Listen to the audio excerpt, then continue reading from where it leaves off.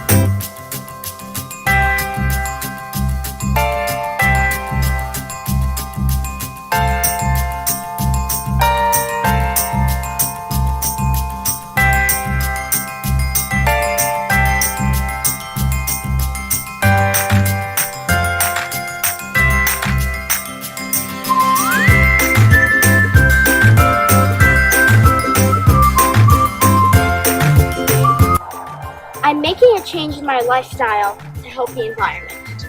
Will you? We can and we must. We can and we must. We can and we must. We can and we must. We can and we must. We can and we must. We can and we must. We can and we must. We can and we must. We can and we must. And remember, there's no planet B.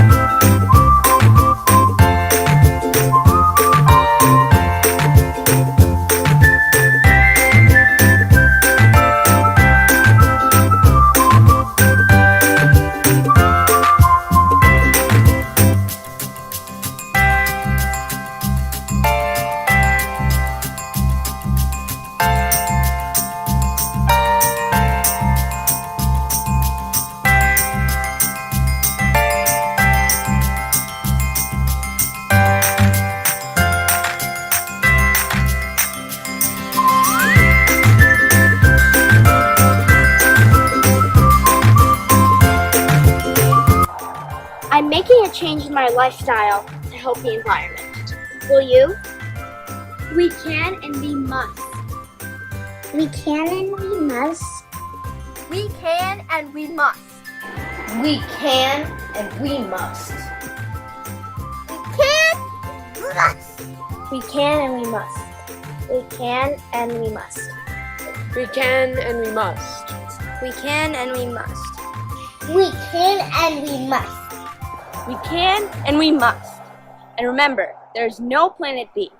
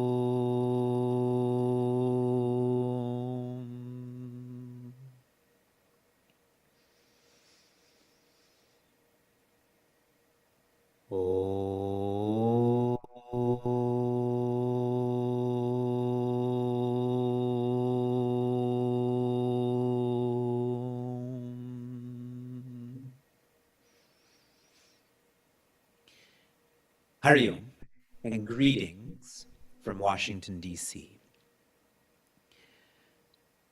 The word Om, the chanting of Om, symbolizes we are always feeling change, yet more authentic and deep than any of this change is that which is fundamental.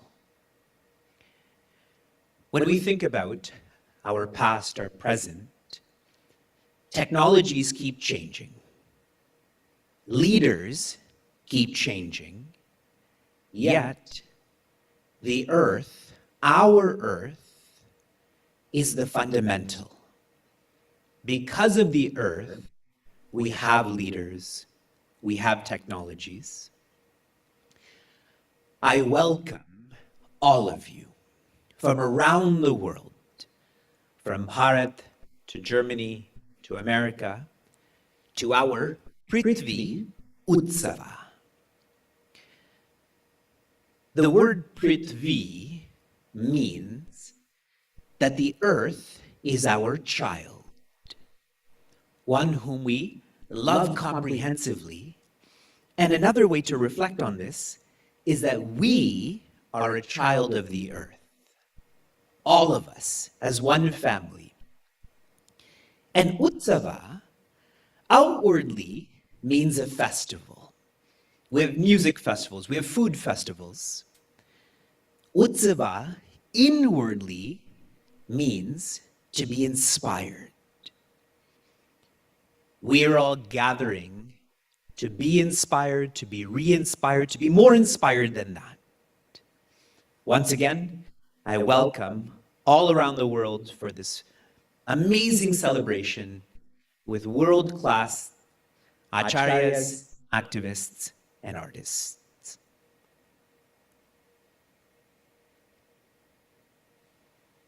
Haryam Vivekji, and Haryam everyone. My name is Sheetal, and I'm a Sevika with Chinmaya Mission Cleveland-Niagara, and I have the great pleasure of introducing our first artist. He is a singer, composer, performer, father, husband, philanthropist, and founder of his music academy. Trained in both Hindustani classical and Carnatic music, our esteemed guest was an engineer by profession, but a born musician, and he has achieved excellence in both. Each one of his diverse range of songs and compositions are bound by one common thread. They are eternal. He recently toured in Europe with Zakir Hussain and John McLaughlin. Yes, I'm talking about no other than Shankar Mahadevan. Let us please put our hands together to welcome him. Namaste, namaste, Sheetalji. Thank you so much. Thank you so much. It means a lot to me. This warm and very, almost to the point of embarrassment. You said such good things about me. I don't know whether I'm worthy of it, but I'm really, really happy that I'm part of this evening. And now I'm live, because I really didn't know whether I would be able to make it live, because right now, you see, I'm in the green room and there's a program that's just going to start now in Delhi. But because of the Chinmaya Mission's blessings, it's got delayed by a few minutes. So I got this time so that I could come and be with you all live. So thank you, Sheetal, and thank you the entire Chinmaya Mission for making me a small part of Prthvi Utsava. We are so grateful to you, Shankar. I know how hectic your schedule has been, but you took out time to be with us this morning.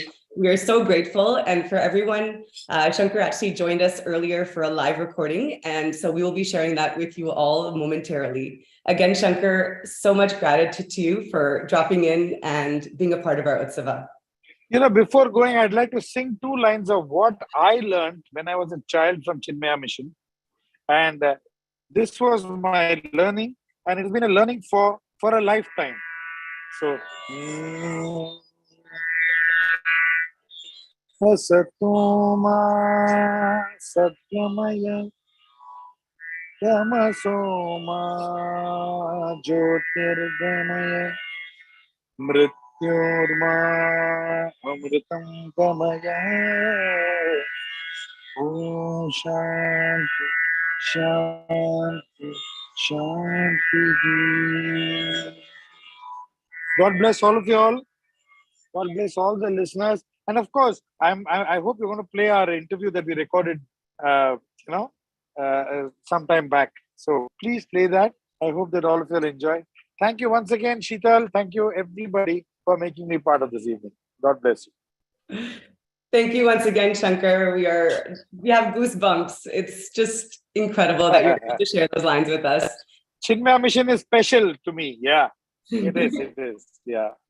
As it is Bye-bye. to all of us. Thank you so much, Shankar, for joining us.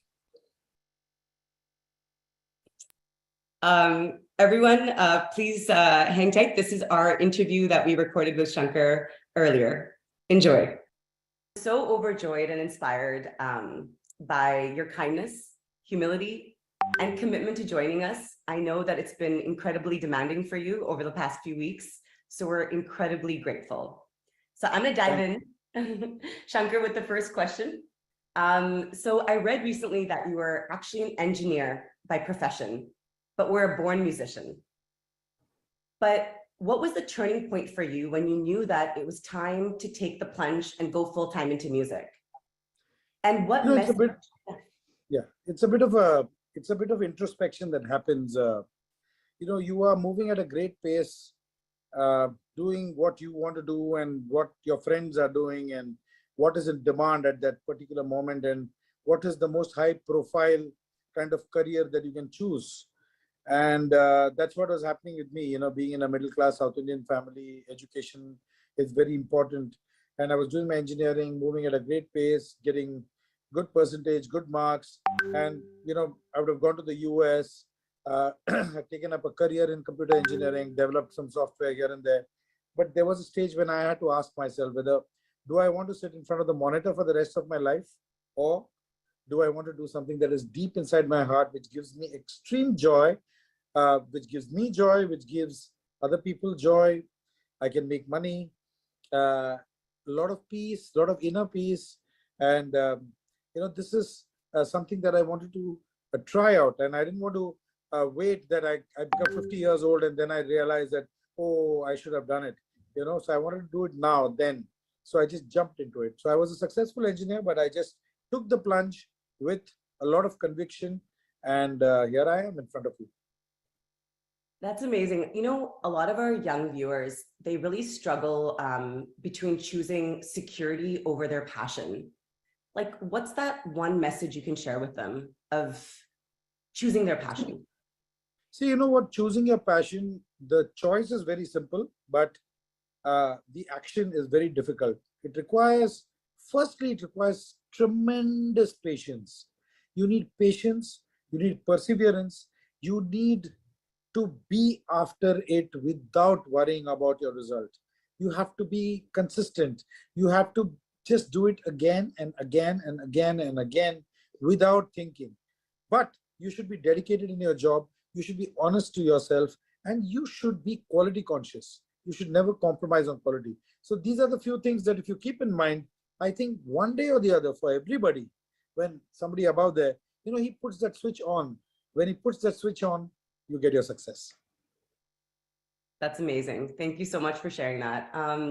So for me and a lot of viewers, there was one song that truly resonated. It's an absolute personal favorite. It's the title track from Laksh. We would love to hear a few lines. Yeah, actually, this is just an extension of your question. It's about setting goals. It's about reaching your goals, achieving your goals under any circumstances. Achieving a goal means going through a lot of hurdles. So this is the song that we composed. I mean, we composed, of course, a great writer, Javed Akhtar Saab. He wrote the lyrics and it was picturized beautifully for a very important film in our career. So, हाँ यही रास्ता है तेरा तूने अब जाना है हाँ यही सपना है तेरा तूने पहचाना है तुझे अब ये दिखाना है रोके तुझको आंधियां या जमीन और आसमां पाएगा जो लक्ष्य है तेरा लक्ष्य को हर हाल में पाना है. I think we all have tears in our eyes. This moment is so surreal. I can't even tell you. We're just completely overjoyed. That was lovely. Thank you. Thank you so much. Shankar, this is a bit of a question that really resonates to the lives of everyone that's here, which is, what has the role of spirituality been in your life? Oh, I mean, I'm blessed to be in a profession that is connected to spirituality in a very, very strong way, you know. Music is spirituality, you know. Music has the power to influence you. Music has the power to make you laugh. It has the power to make you cry. It has the power to make you dance like a child. It has the power to inspire you. It has the power to motivate you. It has the power to change your life. You know, music is a very, very underrated art form, you know, which people should realize. And spirituality is about connecting with people, connecting with the soul, connecting with your inner self. And I don't think any other better, I would say, activity is more close to spirituality than music, because it's about resonance. I think spirituality is about resonating with your heartbeat. It's about resonating with the other person. Why do you feel good when you meet some people? You just feel good because their vibrations, they are resonating with you. And when a person sings in sur, you know, he's resonating with those frequencies. So spirituality has got to do with connection with people, it's got to do with resonance with people, resonating with people's hearts. So it's all an extension of spirituality. So beautifully spoken. Thank you so much.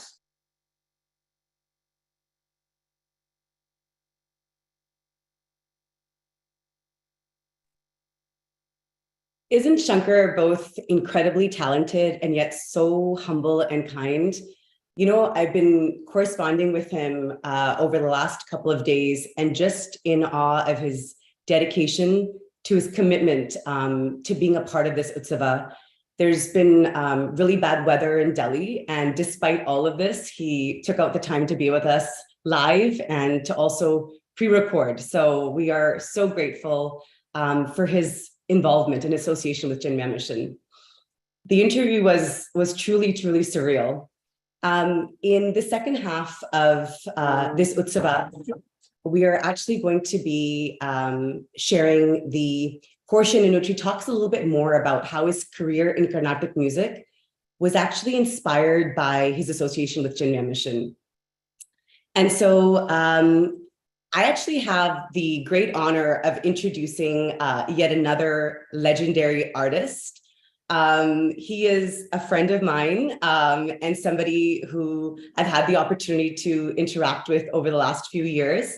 We are just waiting on him to join in the next couple of minutes. So before he joins, I would just like to pass it on to Vivek to share a little bit more on the Prthvi Utsava.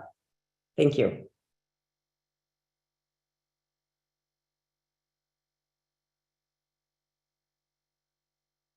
Honored that such important people are joining our Utsava, and everyone here is important.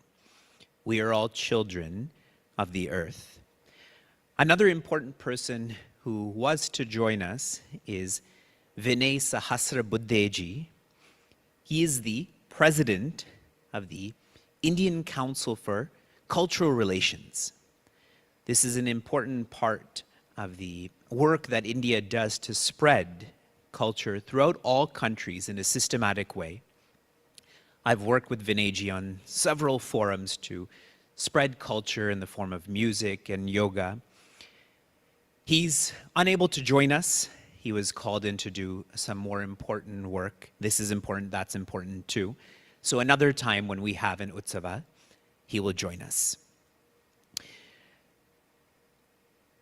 Our Prthvi Utsava, which we're all enjoying right now, is the product of our Prthvi Seva Sangha.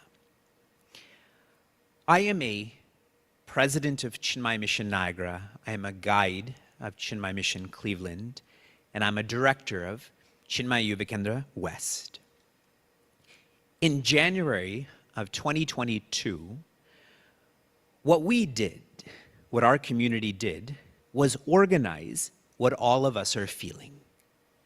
We all feel a love for the earth. We all feel a concern for the earth. When we were growing up, we are taught to recycle. And if you recycled, that was enough, but clearly that's not been enough. So the feeling that we all have, we tried to organize this into a sangha, a community focused on seva, which is service to Prithvi, to our child, which is the earth. Over the past 18 months, our focus has been on learning, on engaging, on supporting. And by checking all of these off, the most important part of the learning, engaging, supporting is transforming. For us to revolve around the earth rather than the earth revolving around us. And scientifically, that makes sense too, correct? It has been exciting to be able to live for the earth in a more inspired way over the past 18 months. And we are continuing to be excited in this Utsava for all of our aspirations post this Utsava as well. I had recently listened to a video where a young person had shared that there is no planet B. There is no planet B. And that's a powerful thought. I had heard another more casual but humorous thought, which shares, save the earth, it's the only planet with chocolate. Now, I've been in Washington, D.C. for the past 2 weeks, and I keep reading, I keep hearing that every day has been the hottest day in the world in recorded history.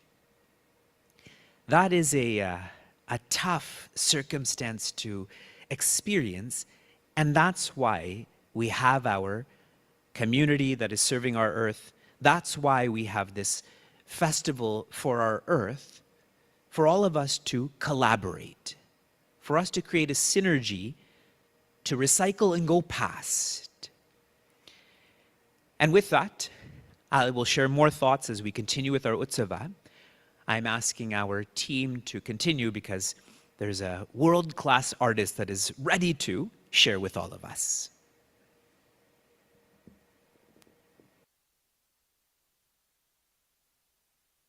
He is a versatile singer, composer, songwriter, known for winning many accolades. His voice resonates with romance and also creates the vibe for dance. His energy is as infectious as his smile. Please welcome the man with the melodious voice, Shaan.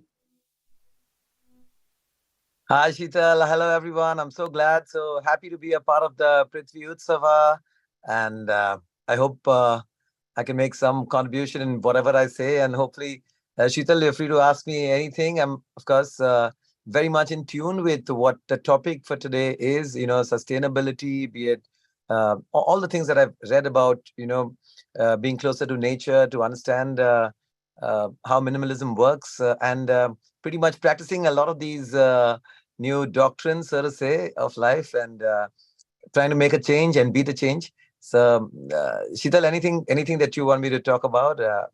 Absolutely. We have a whole list, Shaan. We are so grateful that you're part of this Utsava, first and foremost. We have viewers that are joining in from through Zoom and through YouTube from all over the world. Just to name a few countries, we've got viewers from Canada, the US, of course, India, England, Germany, just to name a few. But Shaan, very selfishly, before we dive in to the interview, there is a #1 most requested song that our viewers have requested, and that song is Chand's Sifarish. We would love for you to open up with that song. Sure, I'm not surprised about that. Yeah, that song has definitely been one of my most popular songs. So, la la la la la, hey hey hey hey hey. चांद सिफारिश जो करता हमारी देता वो तुमको बता शर्मो हया के पर्दे गिरा के करनी है हमको खता जिद है अब तो है खुद को मिटाना होना है तुझ में फना, चांद सिफारिश जो करता हमारी, देता वो तुमको बता। सुभान अल्लाह, सुभान अल्लाह, सुभान अल्लाह, सुभान अल्लाह. That was so beautiful, Shaan. Our smiles are from ear to ear. It's funny that I'm saying Subhanallah to my own song, but it's just the way the song is. So, but Sheetal, it's wonderful to connect with you again, and once again, my heartiest congratulations to the entire team, and to spread this kind of awareness and just talk about this subject, which is so very important today. It's literally now or never. So we really need to put that wake-up call out there and get more and more people to understand how important it is, So yeah. Sorry, I'm excited and talking a bit, so I should calm down. No, we love this. We love this a lot. Shaan, there's one thing that I've always admired about you, and it's your incredible smile. There could be so much happening behind the scenes, yet your smile always remains as that constant in your life. Can you share a bit more about this? Honestly, I find it very easy to smile, and I find it very difficult not to smile through most of my, I'm probably smiling when I'm sleeping also. I don't know about that. But while I'm awake, there's so much going on. There's so much of good people, good things, positive vibes that you get through everything and everyone that, it keeps me smiling. And I think because you have that smiling state of mind, good things tend to happen too. So I believe that sometimes when things are not that great, I might have to force a smile, but but then it just turns things around. Like right now, I'm seeing your, this conservatory you're sitting in. It's absolutely so beautiful. I'm seeing nature. I'm seeing such green. It's so beautiful that. And you, of course, Sheetal, you're so beautiful. So it's bringing a smile to my face. So there are always reasons for one to smile, and I always find them somehow. Shaan, it reminds me of the character of Rancho in Three Idiots, how he conquered every challenge that came his way with grace and humility. Speaking of Three Idiots, Shaan, may I request that you sing the iconic song from that film? Sure.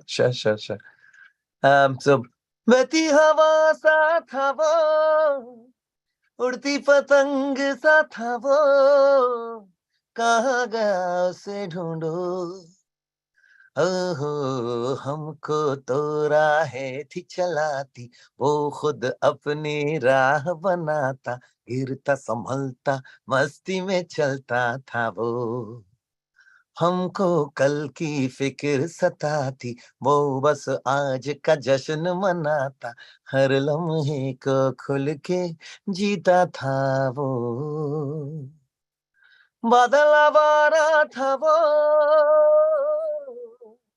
यार हमारा था वो, कहाँ गया उसे ढूंढो. Shaan, like when we had spoken about having you involved in this Utsava, it didn't take even a second of hesitation for you to just say yes. It just goes to show how generous you are with your talent, how generous you are with your time. It means so much to all of us. Of course, we are such big fans of yours, but in addition to have you be a part of this platform, it really adds legitimacy to the message that we're trying to convey. So again, our most heartfelt gratitude. Shaan, to my next question, when I see the diverse range of songs that you've sung in your career, from Sunona to Koi Kahe to Das Bahane 2.0, it is evident that resilience and adaptability are virtues that you have mastered. Can you share something about this to our viewers? Well, Sheetal, I think it came from, from my humble beginnings, I'm guessing. And, but I've always sort of believed that only good things are meant to happen with me. So when there have been, any kind of obstacles, hurdles, I've always looked at them as a challenge. A lot of people come across and say, I'm a singer, but I'm a struggling singer and stuff. I hate that word. Struggle is actually challenge, if you look at it that way. And so whenever, even in music, I'd like to think that I can tackle different sorts of challenges when it comes to music. So, in the middle, suddenly there was this whole Sufi style of singing where, people wanted you to sing on a much higher range than what was a regularly, used or expected range. So of course, I took that up and I try to, figure out how I can increase my range. And a few genres were easy for me because, growing up in Bandra in Mumbai, it's a small kind of a, used to be a quiet fishing village. Now, of course, it's a bustling suburb. But, growing up, it has a very strong Western or English Catholic influence. So, my English is pretty much quite decent thanks to that. So, when I had to sing songs that had a bit of that Western inclination to the songs, it was quite easy for me, felt quite naturally for me. So quite a few genres were easy. Of course, also, my father being a composer, I think you can see his photograph in the backdrop. That's my father and my mother. That's my Guruji, Ustad Ghulam Mustafa Khan Sahab. So I had a decent amount of training in conventional Indian style of singing. So I had that advantage of, being able to mix both these influences into my vocal styles, which kind of covered quite a few genres. So I think that kind of really helped me. And also like I mentioned, I love challenges. I love to try something different. And I think that's also pushed me a little more, got me out of my comfort zone, and got me to do things that I may have not been very comfortable doing initially, but then I really enjoyed the result when it happened. You're speaking to an audience that is a spiritual audience. So your message of, resilience and overcoming challenges, coming out of your comfort zone, it really does resonate with us. Are you able to share a little bit more about how faith and spirituality have played a role in your life? No, most definitely. I mean, spirituality is how you interpret it in so many different ways. A lot of people wear it on their sleeves, and you can't help but whenever you're in their company, you're talking to them, they somehow wheel the topic towards their spiritual inclinations. Others just put it as a part of their living. I think being a good human being, just being able to see things much more clearly, to be less of a cynic, to be able to give someone the benefit of the doubt. I think you need to have a lot of spirituality within you for that. And this is something that I've been working on myself also, that just talking about it, just it kind of feels pompous when you just say, oh, I'm a very spiritual person, and I'm an evolved person, I have a higher way of thinking. That doesn't really help when your actions and your life don't reflect that. So I try not to kind of talk too much about being spiritual, rather because it's never enough. There is so much that you can do, and all that only happens when you find that inner strength, when you take what you do seriously, but when you don't take yourself that seriously. You got to take the moment more seriously. You got to take what you're contributing rather than what is being contributed to you. And these are simple things. And I just feel that sometimes in the name of spirituality, we kind of do get a little self-indulgent, Sheetal. We kind of feel that oh, this is me and this is my space and this is how I want to see the world. It doesn't work like that. We have to be able to understand that we are just a part of the big, larger picture. And it's how we fit in, how we want to be inclusive and be a part of the bigger, large picture and help in improving that picture is what really makes the big difference. And I would really want to be an agent of change however I can, which is why I've been a part of a lot of social causes, a lot of social songs I've created in that. In the last few years, I've also been very actively involved in working on mental health issues, talking about medical depression and how it's not something that it can happen to anyone. So we have to get ourselves in that spiritually inclined to be able to fight away from those little petty things that can trigger something like that, because it's very chemical, and you never know. Once you're a slave to your brain, you really don't know how that can react on you. So of course, having compassion, having a lot more humanism is very important. I think I spoke a lot. Sorry about that. Maybe it's the coffee. That this can go on forever. This can really go on a lot forever. of people leaving. I keep getting that left. I hope I'm not like boring the life out of everyone here. I'm getting quite the contrary. I'm getting join. So absolutely, everyone is loving this. Shaan, is there a song that connects you to nature, that connects you to yourself, that you would like to share with us? Well, there's this very, very, very, since we're still on the topic of spiritualism and, we're talking about Prthvi Utsava, we're talking about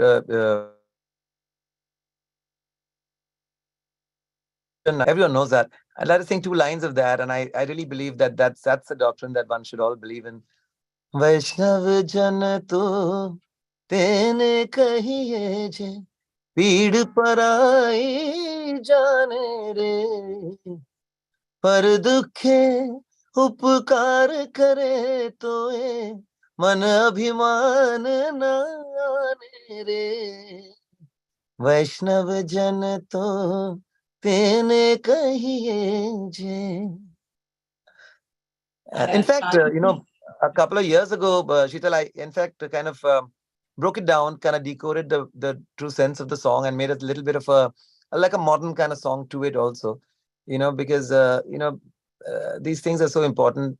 What we gain from giving sometimes is much more than what we've given. So, we have to. I believe that even being selfless has a certain amount of selfishness, which is a good thing. So do it for ourselves, do it for yourself. And there are so many wonderful, people here who are contributing, who are wanting to, be agents of change. And it's so fulfilling to see that happen. So a big congratulations to everyone who's on the show today. It's rather overwhelming. I know that all of us are feeling quite emotional, just because your words are truly resonating with the message that we're trying to convey in this Utsava. Shaan, there is a song that was it has made a permanent spot in my playlist since 2006 from your film Shankar Beats called Sunona. We would love for you to sing a few of those lines. Sure. दिल ने तुमको चुन लिया है, तुम भी इसको चुनो ना, ख्वाब कोई देखता है, तुम भी सपने बुनो ना, दिल ये मेरा तुमसे कुछ कह रहा है, सुनो ना दिल ये मेरा तुमसे कुछ कह रहा है, सुनो ना. And Sheetal, I must add that I will be coming to Canada, to Vancouver this October. So, I might be singing this song live for you when I'm there. Yes, I'm aware.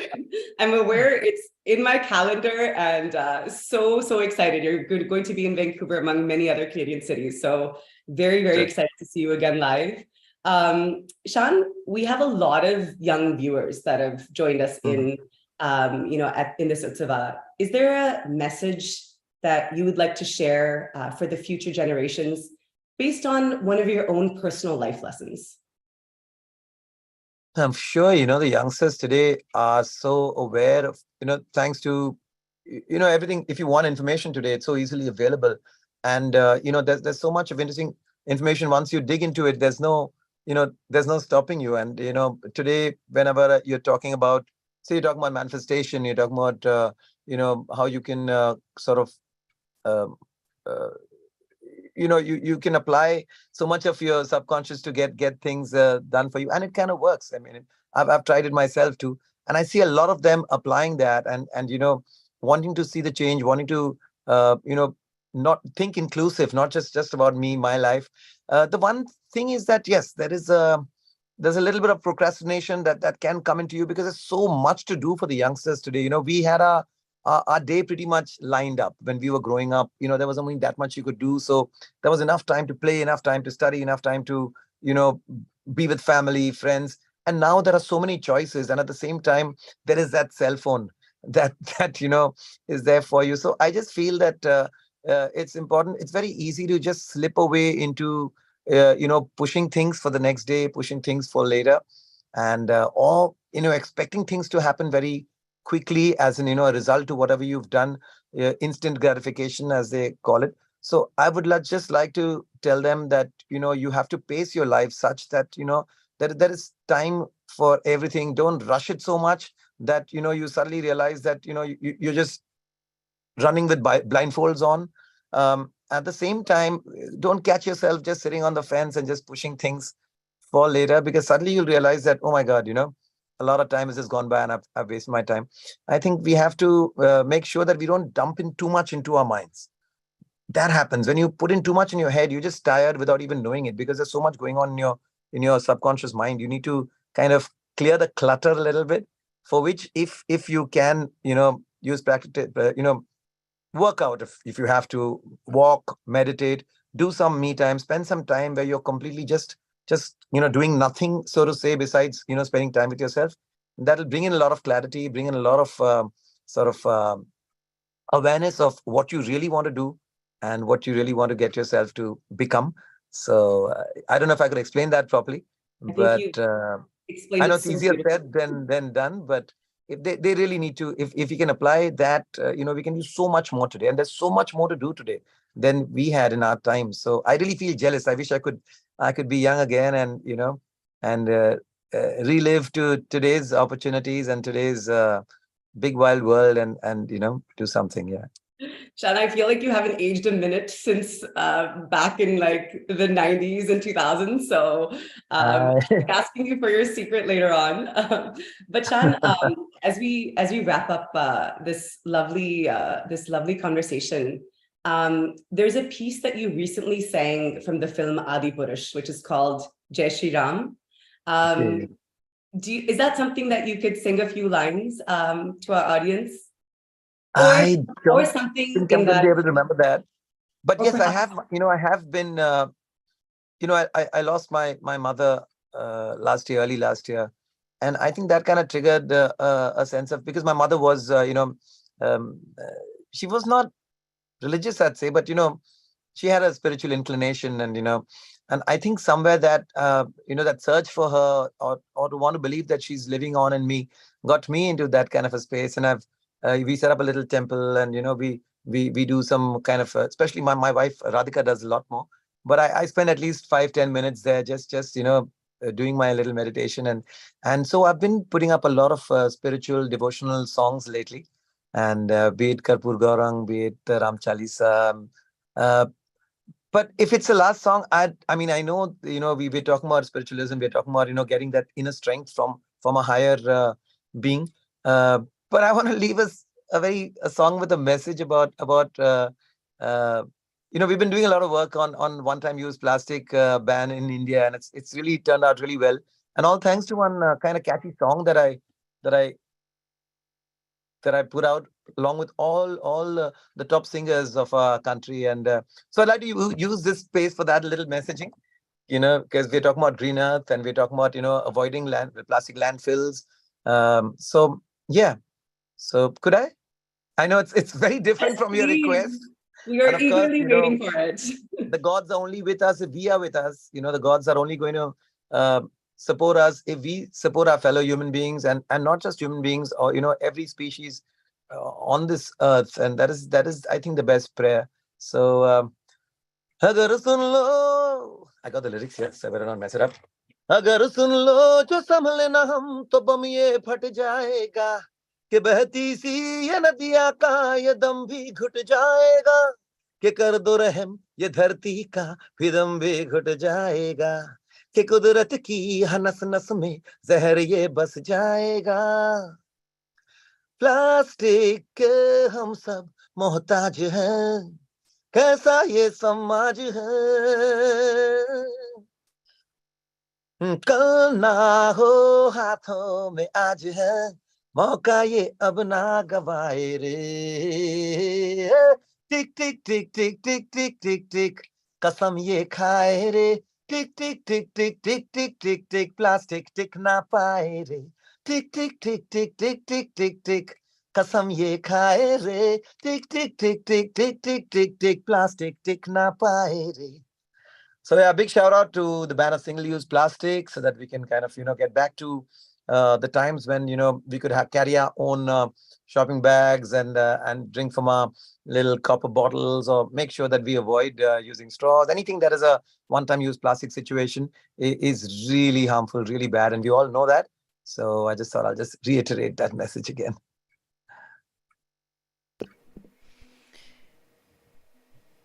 Thank you so much, Shaan. My name is Vivek. I'm a friend of Sheetal's. We actually grew up together. And after you Hi, spoke, and even though you're a singer, but today you were a teacher, I'm supposed to summarize I had no a clue. I was prominent just, message, but everything Shaan said is that impactful. And I was just reading a comment in the chat that amongst experiences with celebrities, this personal engagement with you and earlier with Shankar ranks in the tops for me, for people around the world. We are very, very, very honored and humbled by the way you're living and everything you're doing for this community also. Thank you so much, Shaan. My privilege to be a part of it. Thank you. Thank you, guys. Bye-bye. Yeah. Today is a special day for me for the reasons I just stated, that I got to interact with Shankar and Shaan on a personal basis. Today is a special day for me also because I started to use WhatsApp to coordinate such a grand Utsava. I am personally grateful to everyone who's joining this Utsava. This is the need of the hour, and hundreds around the world are feeling the same. One of my teachers, Puja Swami Chinmaya has shared, service to the country is service of the Lord of Lords. And as I reflect on our Prthvi Seva Sangha, our community that is serving the earth, if that be the case, service to the world is service to the infinite. That is what we're engaged in. And now, an icon of what I just spoke out in terms of service to the country, service to the world, is Puja Swami Mitranadanda ji, who's joining us live from Chennai. Swamiji has been personally guided by the teacher I just mentioned, that is Puja Swami Chinmaya. Swamiji has been the national director of All India Chinmaya Yuva Kendra. If you can visualize how many young minds Swamiji has worked with and uplifted, there's so much I can share about Swamiji in a technical sense, in a personal sense also. I'm just going to read one special line from his profile on his website. His unbridled energy and enterprise attracts youth from all over the world to engage themselves in dynamic spirituality. Whoever wrote this line really has understood who Puja Swami Mitranadanda ji is. Swamiji, welcome to our Prthvi Utsava. Please inspire us, Swamiji. Thank you so much for having me here. Vivek, am I audible loud enough? Yeah. And thanks to the previous session, Shri Shaan. I logged in for last 10 minutes and I regret I should have logged a little earlier. You were brilliant. Thank you so much for being what you are and inspiring this group.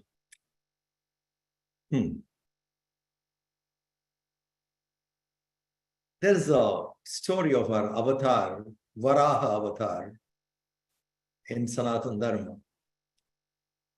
It's a very simple story that there was a Asura by name Hiranyaksha, takes the earth to the waterbed, ocean, and Vishnu, in the form of wild boar, goes down, fights with him, and retrieves the earth. Now, this is the story all of us know, Varaha Avatar story. Any idea how long this fight was, the struggle was between Vishnu and Hiranyaksha?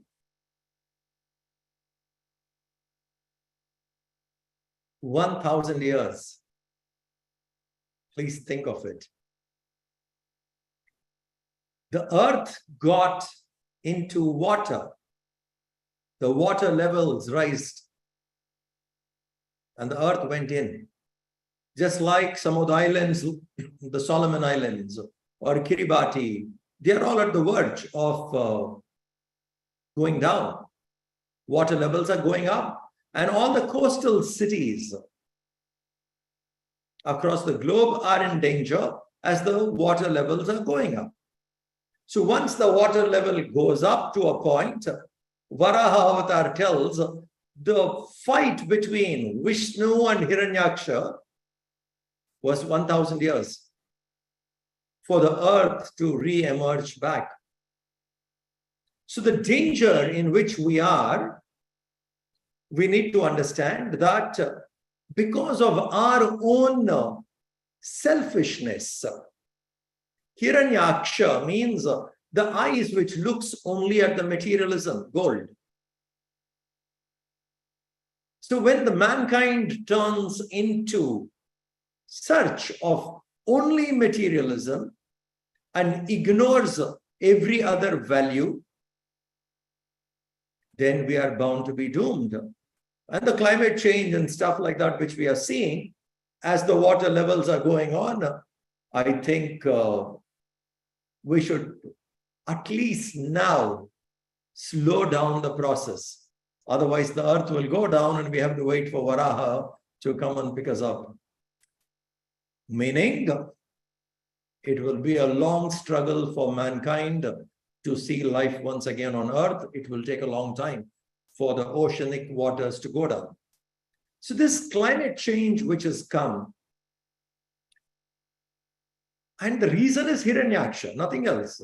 The eyes fixed on just materialism, wealth, and nothing more. More greed.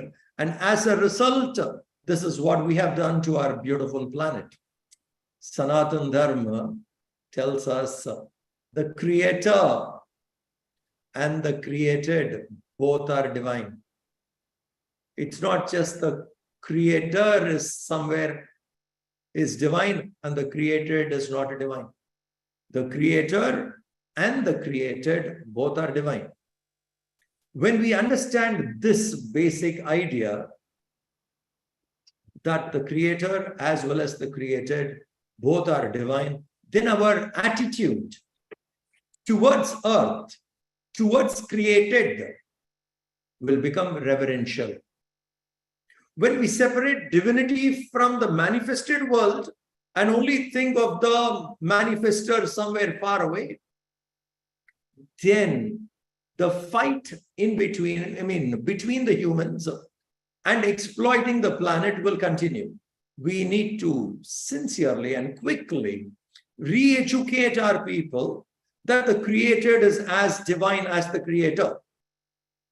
If this becomes clear to us, the creator and the created are divine, our attitude towards earth will become more worshipful. And once we bring in that kind of a worshipful attitude, we would start regarding earth. There were a time when around the world, the earth was revered. Plants were revered. The pagan religions, if you see, they were all nature worshippers. And Sanatana Dharma worshipped nature always. Agni Deva, Vayu Deva, Varuna Deva, Surya Deva, Chandra Deva. You take any of the natural phenomena, the nature, we saw that as divine. This is very, very important. Now, how do we get back to that thing? There's a beautiful line from Taittiriya Upanishad, which is also reflecting in Vishnu Sahasranam, that is called Yajna Vai Vishnu. Yajna itself is Vishnu. The Supreme Lord, the divine, is in Yajna. What is Yajna? Yajna is an action when we all come together for one good cause and contribute whatever we can from our side. Collectively, we contributing together for a noble endeavor is called Yajna. So the first step is bringing everyone together and then making everyone do something selfless for a higher cause is Yajna. And where is Vishnu, the divine? The divine is in Yajna. What do you mean the divine is in Yajna? When we all come together, in that togetherness, the divinity is. In divisiveness, we separate, we break. In coming together, we bring the divine. So Yajna by Vishnu means Vishnu is present in Yajna. And what is Yajna? All of us coming together. In fact, in chapter 10 of the Gita, chapter 3 of the Bhagavad Gita, verse 10, where Krishna beautifully says, Saha Yajna Praja Srishtva Puro Vacha Prajapati Anena Prasavishyadvam Eshavos Tvishtakamaduka. It's a very lovely verse, which only means Saha Yajna. When the Creator manifested this creation, He manifested it along with the spirit of Yajna, meaning along with the spirit of coming together. Whatever you want in this earth, may you achieve in the spirit of togetherness. Saha Yajna Praja Srishtva Puro Vacha Prajapati Anena Visha. Let this be the source of all fulfillment, meaning let us do anything together so that the divinity manifests. When we forget the spirit of togetherness to work with, selfishness dominates. And once that selfishness takes over, we become divisive, we keep dividing, and conflicts only come. It's a long battle. Remember, Hiranyaksha and Vishnu fought for 1,000 years. So if we need to fight selfishness, few noble people coming together, inspiring, slowly these numbers have to increase. When we start working in the spirit of togetherness, we can achieve. Where is God? The divinity is present when we come together. Yajna by Vishnu. That divinity manifests in we coming together. So if we come together as friends of this earth and take and see what we can do from our own way, in our own way, and support, then that togetherness only will bring us victory. Otherwise, there's a huge U-turn we need to take, and it's going to take a lot of time before we inspire people to take that U-turn and to come back from where we got detoured. We lost the way due to our own selfishness.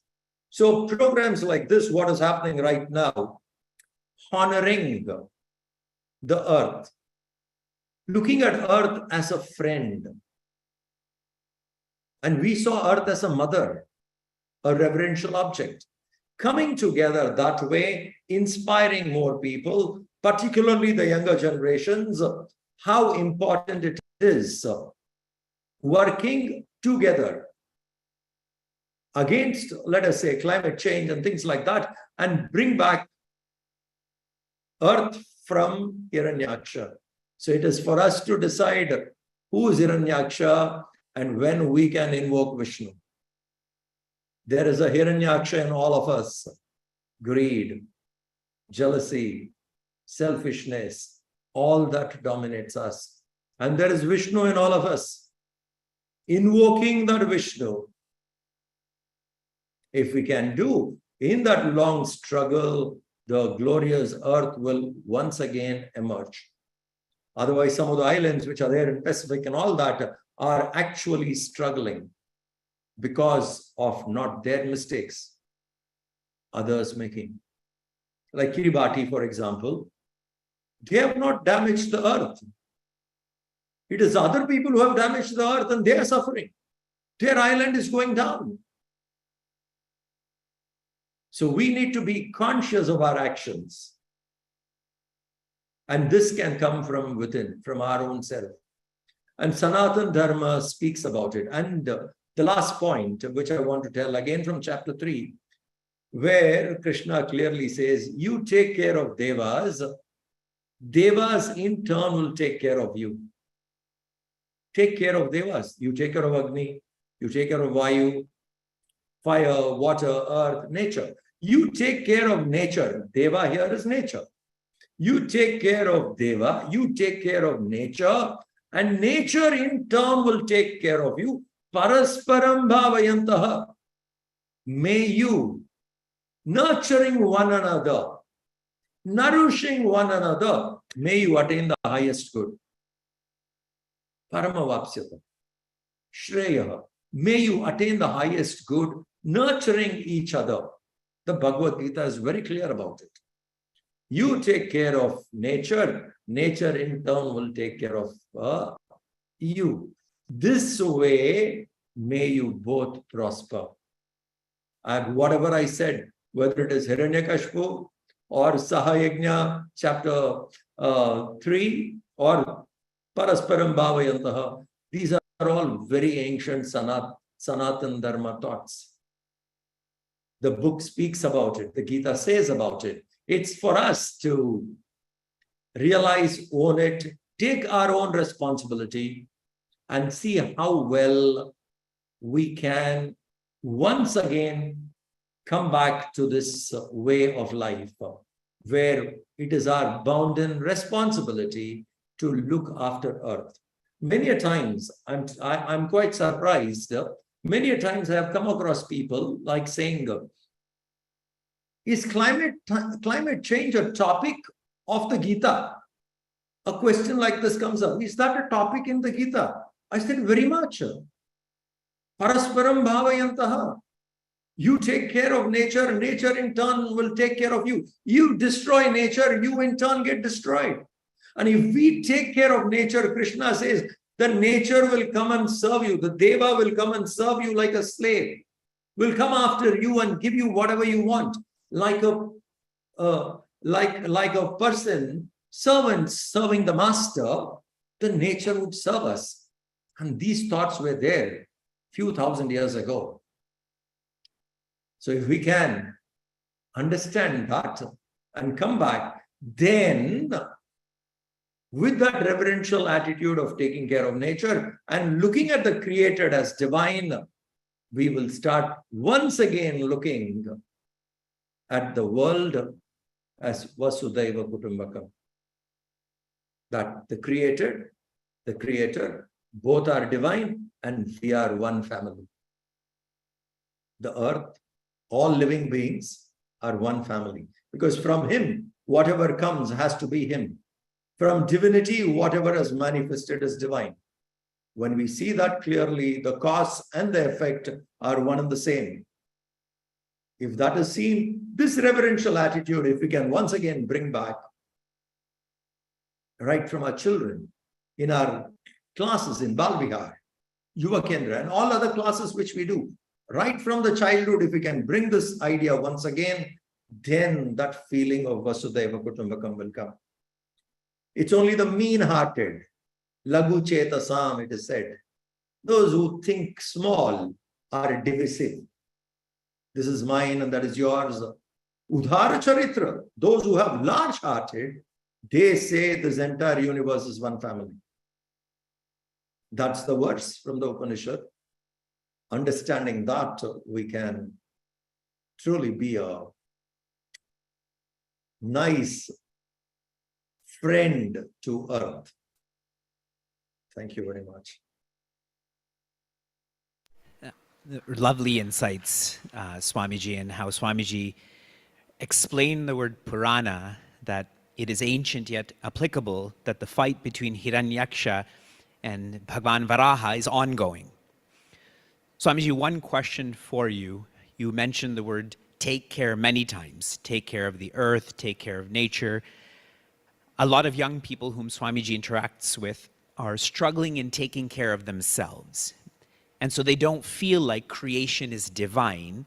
If Swamiji can give an insight, a tip, advice on how those who are facing tough times, they can take care of themselves so that they can take care of our earth. If Swamiji can share on that, please.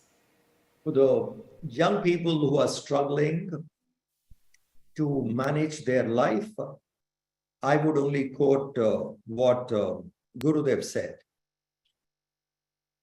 You need to find an ideal for yourself. Once you choose an ideal, you will excavate the best in you. Till we find an ideal, we will be dissipating and struggling. Once we have a good, noble ideal and we commit ourselves to it, in us the best will come. So how do these young people have to search or find an ideal? Because that's the solution. Most of them have underestimated themselves. Most of them are existing. We need to convert this existing to living. For that, they need an ideal. Once they have that ideal, they would start living. And once you start living, your potential starts manifesting. Your opinion about yourself changes. Then you become super efficient. You have space to accommodate other things. Today, when you're struggling, there is no space to think anything beyond you. So where is a question of protecting Earth or working for a higher cause? So we must inspire youth to look out for an ideal. So how do they go about this? My suggestion would be they must spend time sitting quietly in leisure and reflect upon what are their best moments in life, where they felt so nice about themselves. Sit quietly and go back and see what are the best moments where you felt so good about yourself. In those goodness, what you have experienced, start looking if you can find an ideal. Start looking if you can look for a cause, because those were the best moments you have felt. So sit quietly. Don't try to do anything which is difficult. Just reflect upon your happy moments. The most happy moments you have lived. List down them. Find something. And in that, see if you can choose a cause. In that, you see if you can choose an ideal. And once you choose that ideal, commit yourself. From you, the best comes. As you start living that way, you become super efficient. Then you will have time for everything. You become larger to accommodate various things. Otherwise, we are too tiny and small things keep troubling, and we are not able to handle our own life. Change yourself, and then we will have the depth to accommodate. Just like the ocean. Second chapter of the Bhagavad Gita, Krishna says, it's a beautiful example to reflect upon. Like the waters of the rivers enter the ocean. Apuryamanam achala pratishta. Samudrama pravishanti advat. Like how much of water enters into the ocean, and the ocean has the capacity to take it. Similar should be our strength. But that comes from deep introspection of your happy moments. From your happy moments, choose an ideal and commit to that. You become super efficient. And then you can be a wonderful instrument in supporting larger causes.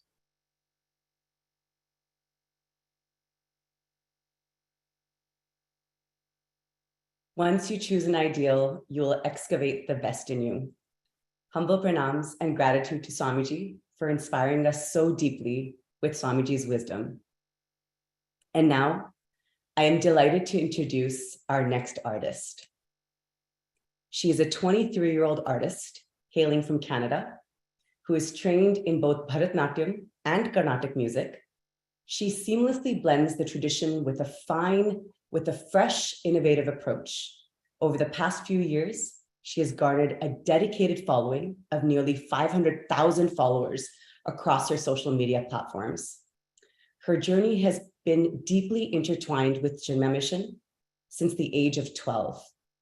Let us all put our hands together to welcome Shefali Panicker. Hariom Shefali, it is so wonderful to have you join us today. Before you go on to present a musical piece, I would like for you to share with our viewers today how music has been able to keep you connected with your Indian roots. So I live in Canada. I've been in Canada all my life, and I feel that music has been one of those tangible things that really connects me to where my ancestors are from, where my parents grew up. And as Shankar Mahadevan ji was saying, that music is spirituality. So really delving into my passion, that is music, Carnatic music, classical music, has really also helped me develop spiritually and develop faith in something bigger than myself. And obviously such a deep appreciation for this art form that has existed for millennia. I mean, I can't think of another art form that is still so alive and so ancient as well. So I'm just truly grateful to my guru, my teacher, for introducing me to this art, and also my parents for encouraging me on that journey. Thank you, Shefali. Very, very beautifully spoken. Now Shefali will be singing in 11 languages, all to the beat of a single rhythm. The chorus of her performance features a renowned Sanskrit hymn that carries a powerful message of universal happiness. To all the viewers out there, keep the chat ready. If you recognize a language, please do type it out in the chat. Welcome, Shefali.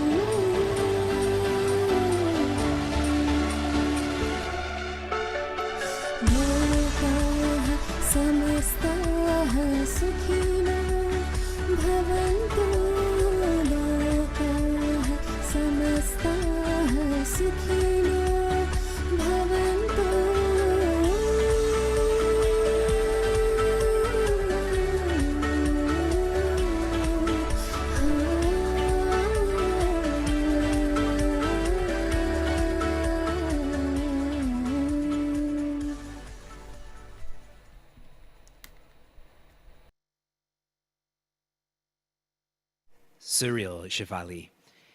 You've been in your life in Canada. My whole life I've been in Canada. I can barely speak English, as you can tell. And you can sing in so many languages.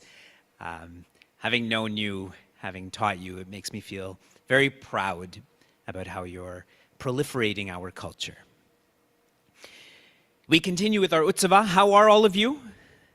Please share in the chat. I'm here live in Washington, D.C. I think Shaan earlier described this as a show. That works also. We're continuing to be inspired, re-inspired, more inspired now by Sukadev ji, who's joining us from Germany, from a suburb of Hanover. Sukadev ji is a disciple of Puja Swami Shivananda. Like Swami Mitranadanda ji is a disciple of Puja Swami Chinmaya, Sukadev ji is a disciple of Puja Swami, Shivananda. And Sukadev ji and I are friends. He, myself, there's another seeker who's joining us. His name is Vikranchi.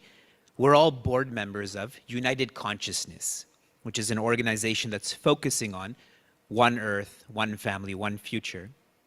He's a friend of mine, and I was just with him a few weeks ago, and he so humbly shared that he has been a part, really he's the whole part, in establishing the largest ashram, in English monastery, in Europe. And now he's going to be humble and say, no, that's not the case. Fine, one of the largest ashrams in Europe. And I want to read one line from his profile on his website. My favorite quote, what inspires me? Serve, love, give, purify, meditate, realize, Swami Shivananda. And that is a powerful and popular quote, but underneath that, what Sukadev ji has written, that's the theme of my life. Sukadev ji, thank you for joining us for our Prthvi Utsava. Please inspire us, re-inspire us, inspire us even more.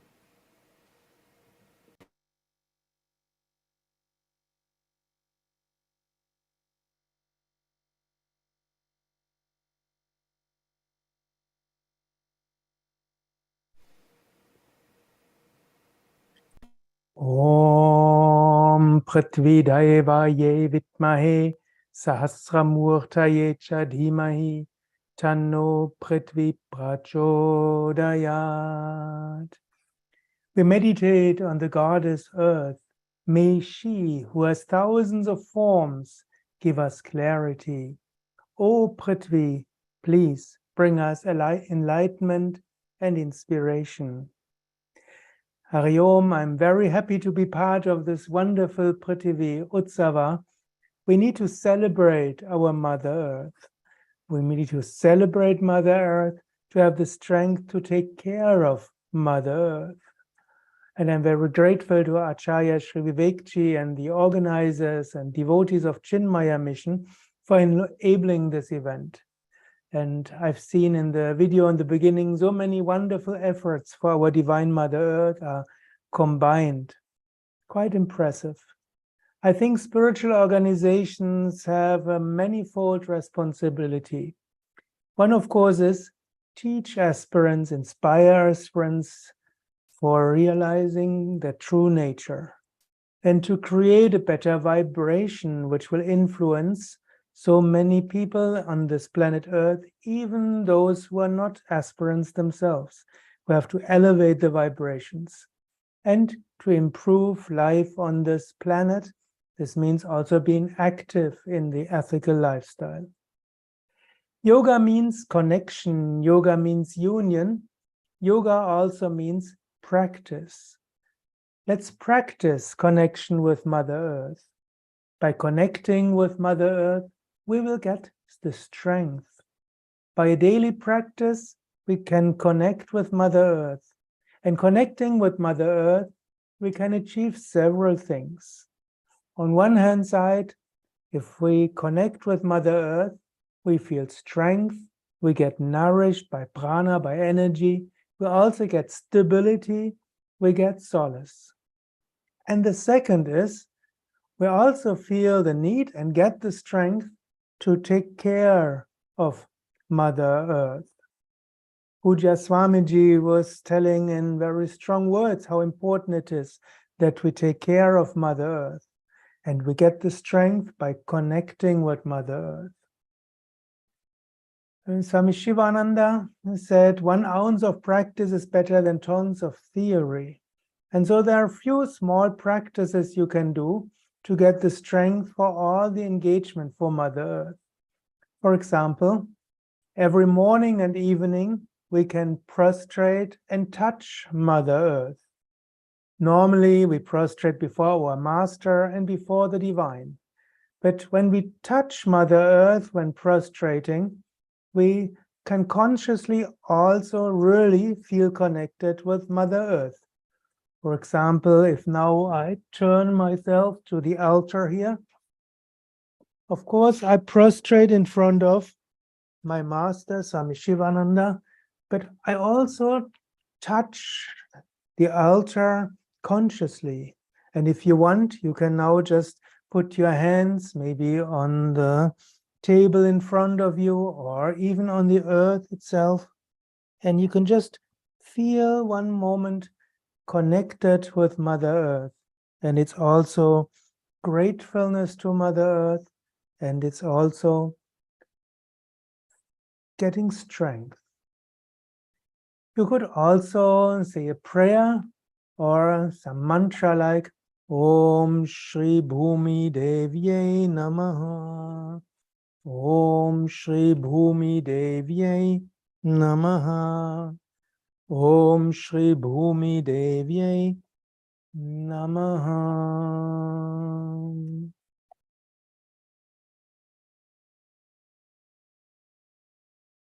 Most of you will meditate regularly, I assume.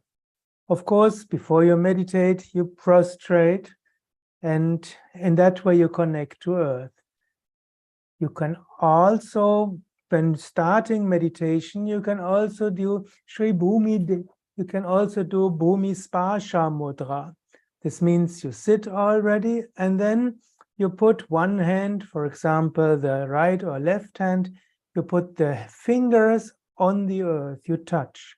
So for example, now while you listen, of course I lift up my hand so you can see it, but otherwise you would put your hand on the knee, and on the knee you feel the earth and you feel connected with the earth. You don't do it all the time, because in meditation, in the end, you want to leave physical consciousness, you want to leave the earth consciousness, you want to realize your highest self. But in the beginning, you can feel connected to Mother Earth. Then, whenever you leave the house, today people leave the house and have hundreds of thoughts. Of course, it's better if you repeat your mantra. But also, when you get up in the morning, take a moment and look out of the window and feel connected with Mother Earth. When you leave the house for one moment, you can do something like called Trataka, means you gaze at something, for example, the tree, or for example, the grass, for example, whatever there is, and you feel with your heart. For example, even right now you're sitting in front of a computer screen. For one moment, you might want to look out of the window, and for one moment, see there's a tree or there's the sky or whatever, and feel with your heart.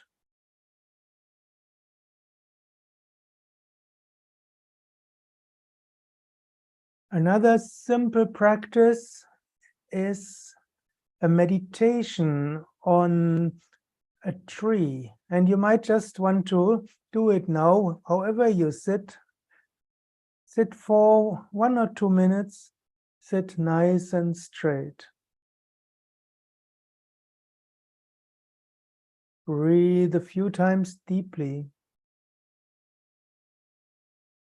Now visualize you yourself, you are like a tree.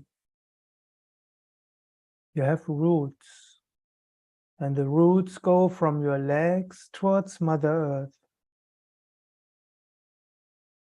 You get grounding, you get the feeling of connectedness,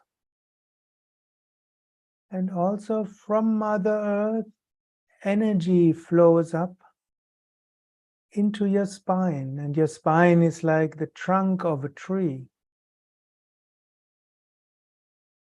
And the energy goes upwards. And in your chest, your arms and your head, there are like branches, twigs, leaves, flowers.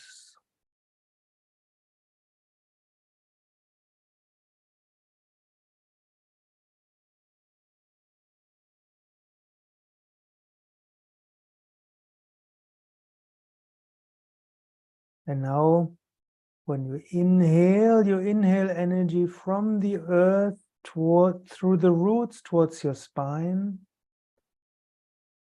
And when you exhale through your spine to your chest and your head.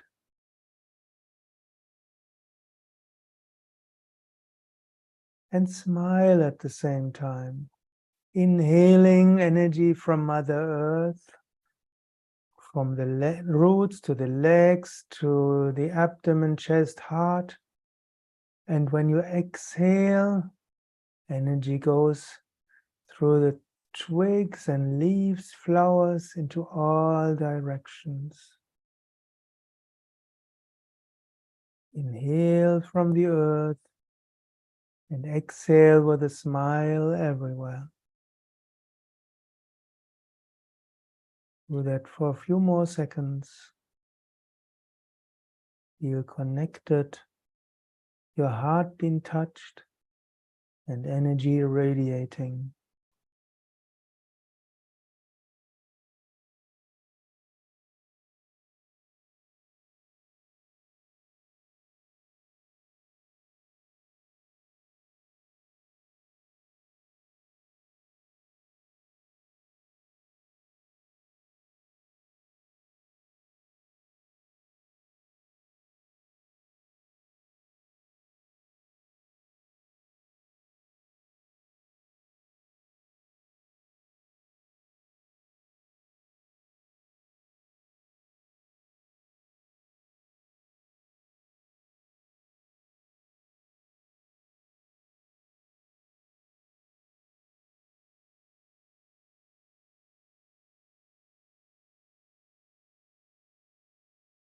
Om. Om. Om.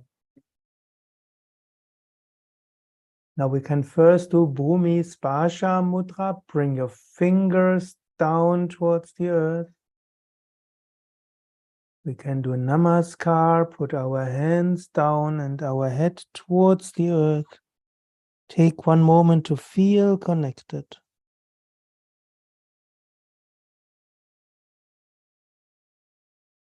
And we can also say Om Lam Prthvi Namaha.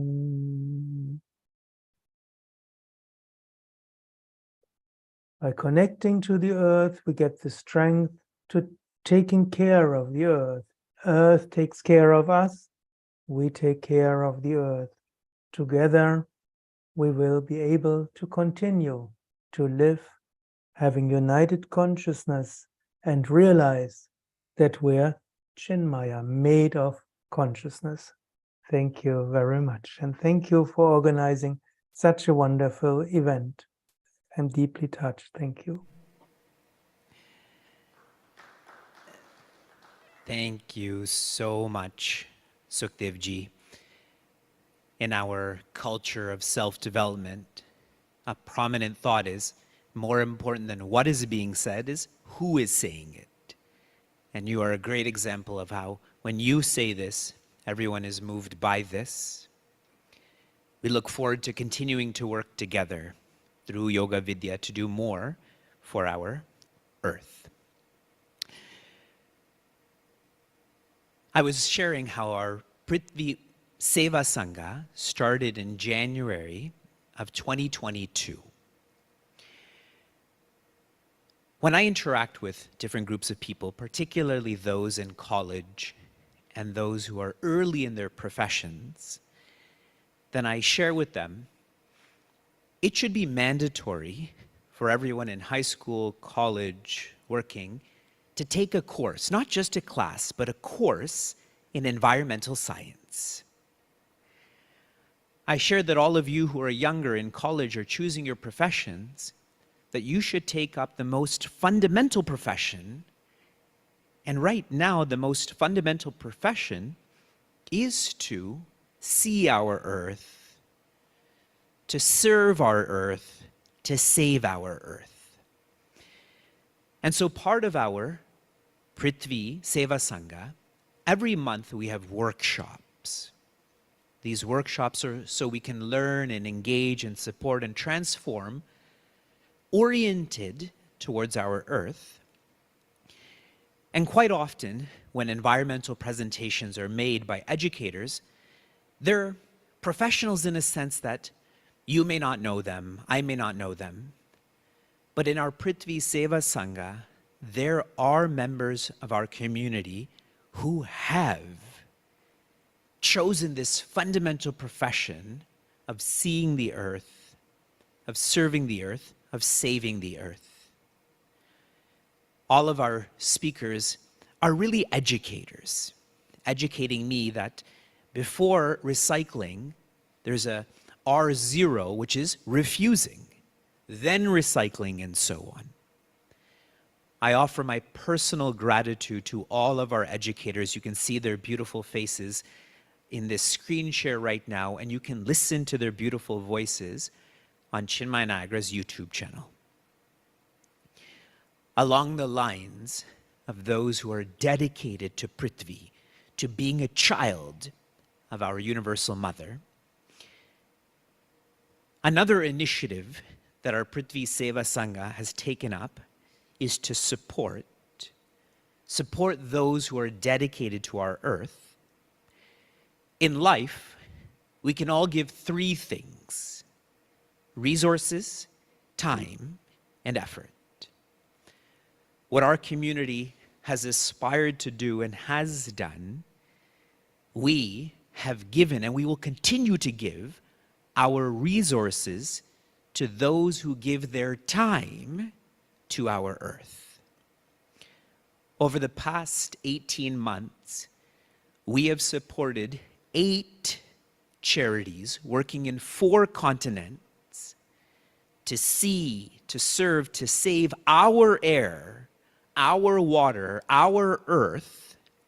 We call this AWE initiatives. And just this morning I was calculating out that in the 18 months that we've been engaged in such supporting, we, please look at yourself and smile, it is you, have raised $208,344 for these 8 charities. We've set our minimum for each charity at $25,001, and we're still actively raising funds for 2 more charities, which we will complete in the coming months. You can see the work that they're doing in the screen share right now. You can see details about their important work on Chinmaya Niagara's website. And now we'll get to engage with some of these initiators, these activists.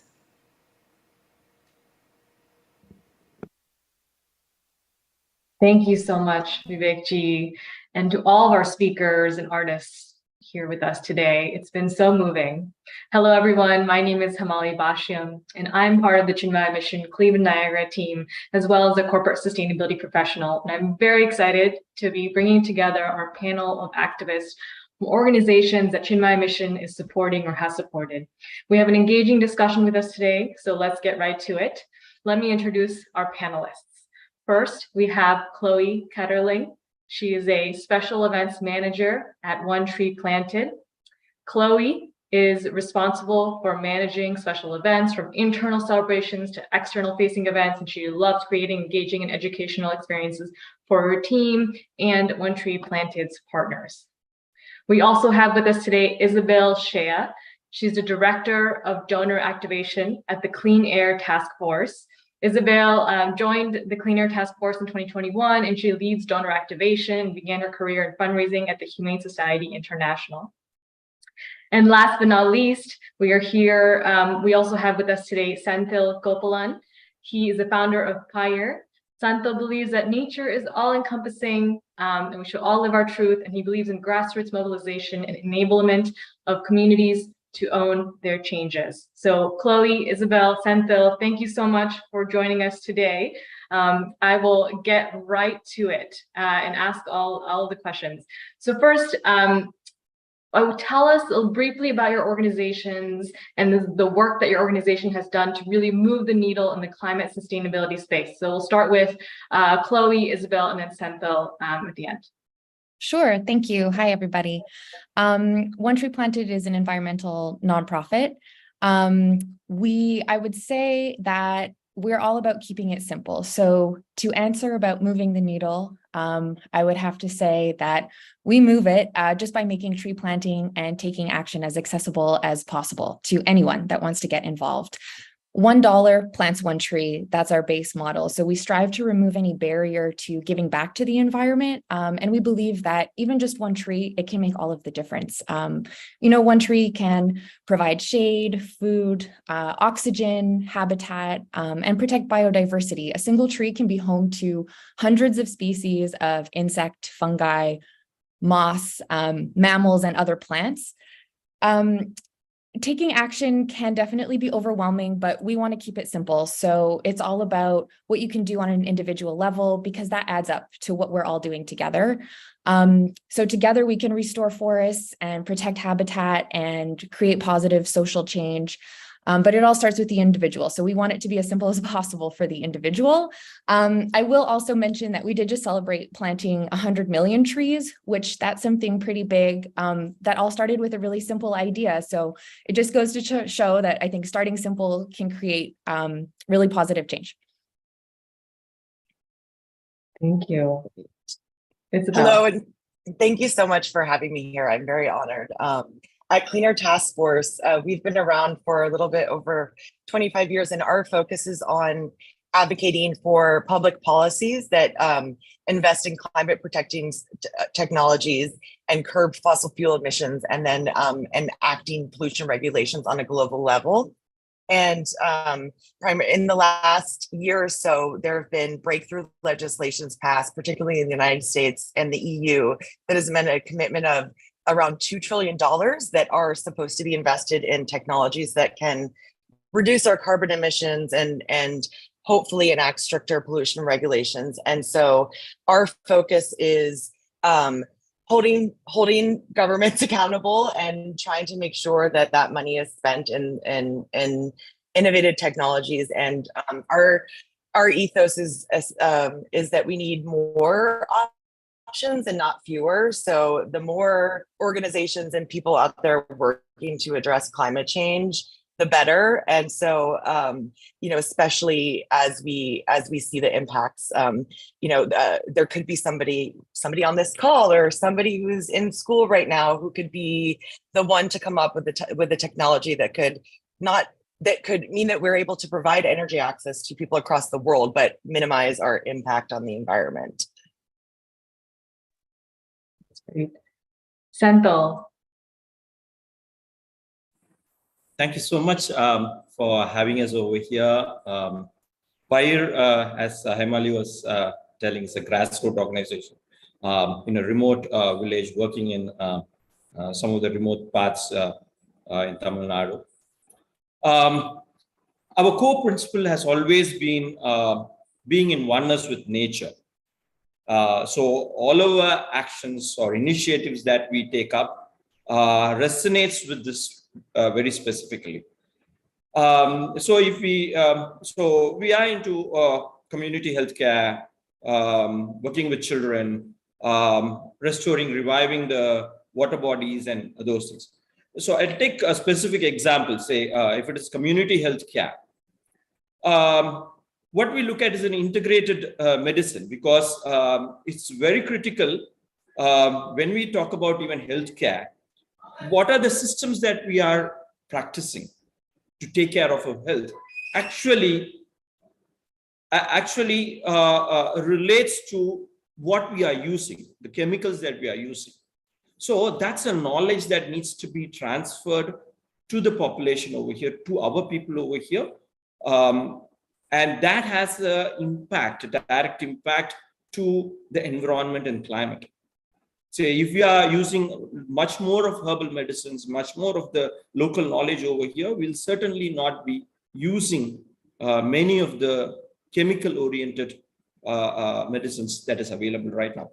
Likewise, if we take up watershed over here, like reviving the water bodies over here, we go to the people and then through street theater and talk to them about greed, talk to them about why do we have to encroach land? Why do we need to have, so those are directly relatable to them, and it actually has a very clear impact with nature.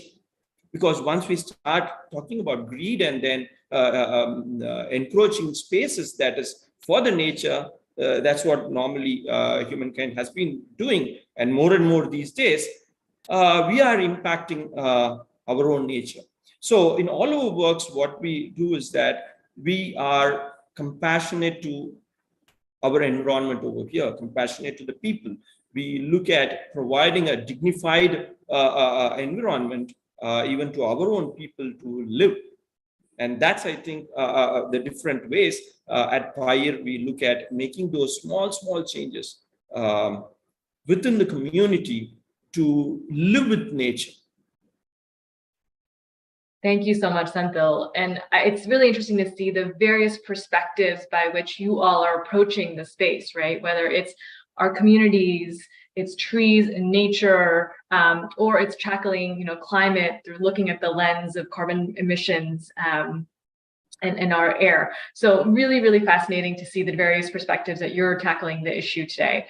And I think what's really interesting here is that we have this huge audience with us, and they all come from different backgrounds. They work in different industries.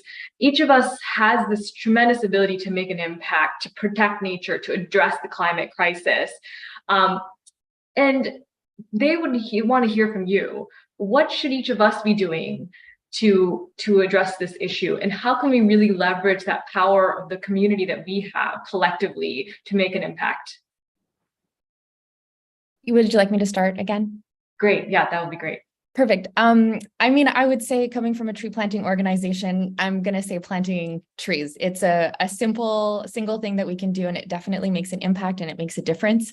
I would also just mention that small actions do make a difference. So whether it's something like driving less, walking more, buying sustainable local foods, making those types of efforts, avoiding single-use plastic, these are all actions that we can take, and they make a difference and they're positive for the environment.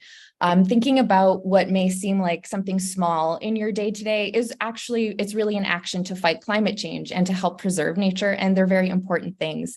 The power of community as well, I would like to note we absolutely support that, and we believe in getting communities out into their green spaces, into their local communities to get their hands dirty, plant trees. So we do like to focus also at different points in the year in organizing international community events. It's a really powerful way to engage your community, to see a community in action. And individuals can start fundraisers, groups can start fundraisers, and these are all really important ways and things that you can do to make a difference. Thank you, Chloe. And just a quick follow-up on that. From what I understand, when you're planting trees, it shouldn't just be any tree, right? It should be trees that are indigenous to that area. So can you just briefly speak to that, so that if someone were to take your advice and go and plant a tree, that it's not a random tree that they're planting, it's something that's indigenous to the area that they're a part of? That's definitely a really good point. And the way that we work with all of our projects and our community events and all of our different initiatives is that we always work with other local organizations that are directly on the ground in those places. We work in over 80 countries. So it's a lot of tree planting, and we need to be careful that we're doing everything correctly. So we definitely work really closely with other local organizations that are on the ground there to make sure that the right trees are being planted, because you can't plant the same trees in North America as you do in Africa necessarily, or South America as you do in Europe or in Asia. So it's definitely something to think about and make sure that you're doing properly. Yes. Isabel. Well, in addition to everything that you shared, Chloe, which I echo as well, I mean, I think the fact that we're on this call, you as a community have done so much to support the cause through donations to our organizations. And I would just add that at Clean Air Task Force, because that our focus is on promoting technologies and regulations on pollutions, that it's important to understand the impact of climate change on communities across the world, particularly when you're talking about any sort of technology that would require land use. What's the working with communities and making sure that the benefits outweigh any sort of negative impact. And then in addition to these personal changes that you might make in your life, like Chloe was mentioning, I think spreading the word and getting involved on a local and national level in terms of policies and government, I think is a really nice way because you know, you're able to support pieces of legislation that you believe in. And then I think one of the most important parts is holding people accountable and making sure that if there is a policy that's passed, that the governments are following through, and that it's not only beneficial to the nation or a local community, but that it is working to achieve the goal of reducing our emissions and keeping the global temperature from rising from 1.5 degrees Celsius. But essentially, I think all of these solutions are deeply rooted in community. That's great. Thank you, Isabel. Senthil. Yeah, true with all Chloe and speaking about. For me, I can speak from what we do over here, being conscious of the things that we use on an everyday basis is something that we can all do. Conscious every moment of the time, the material that we use, right from everyday use or construction or or at work. I think we all have to be very conscious of that. And the second thing that we all can do and we should be doing is that be compassionate every moment. Be compassionate to the fellow human being. Be compassionate to our own surrounding, to our own local, and as both of you, and be aware of what's going around, and then be able to be part of it whenever we can. That I would say the second thing that we normally do over here. And the next, what we can try and do is that go back to our tradition, go back to our own culture, where we have used as less as possible and help to sustain a living that is being in oneness with the nature. So a lot of times we need to go back and see what are the things that we have done before to historically to keep ourselves doing lesser in terms of using of materials. So yes. That's great. So just to summarize, plant trees that are indigenous to the communities that you're a part of, advocate for local policies and for the people you know, in your local and regional geographies to make sure that they're also advocating for climate and sustainability, and think about what you're consuming and be compassionate. So thank you all for that.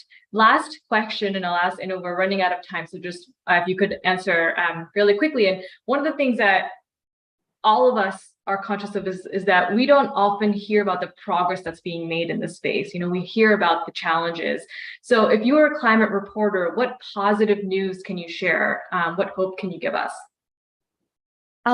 At One Tree Planted, we are really big believers in celebrating change and positive action, whether big or small. So we actually share on our blog every month positive environmental news stories from the previous month. So I thought maybe I would share a few of those really quickly.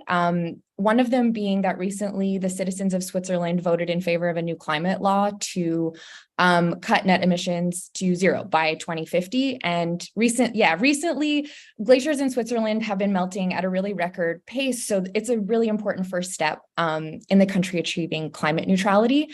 And it's a big win for citizens and a great example of citizens coming together and using their collective voice to help improve their environment for generations to come. So that's definitely something to celebrate, I think.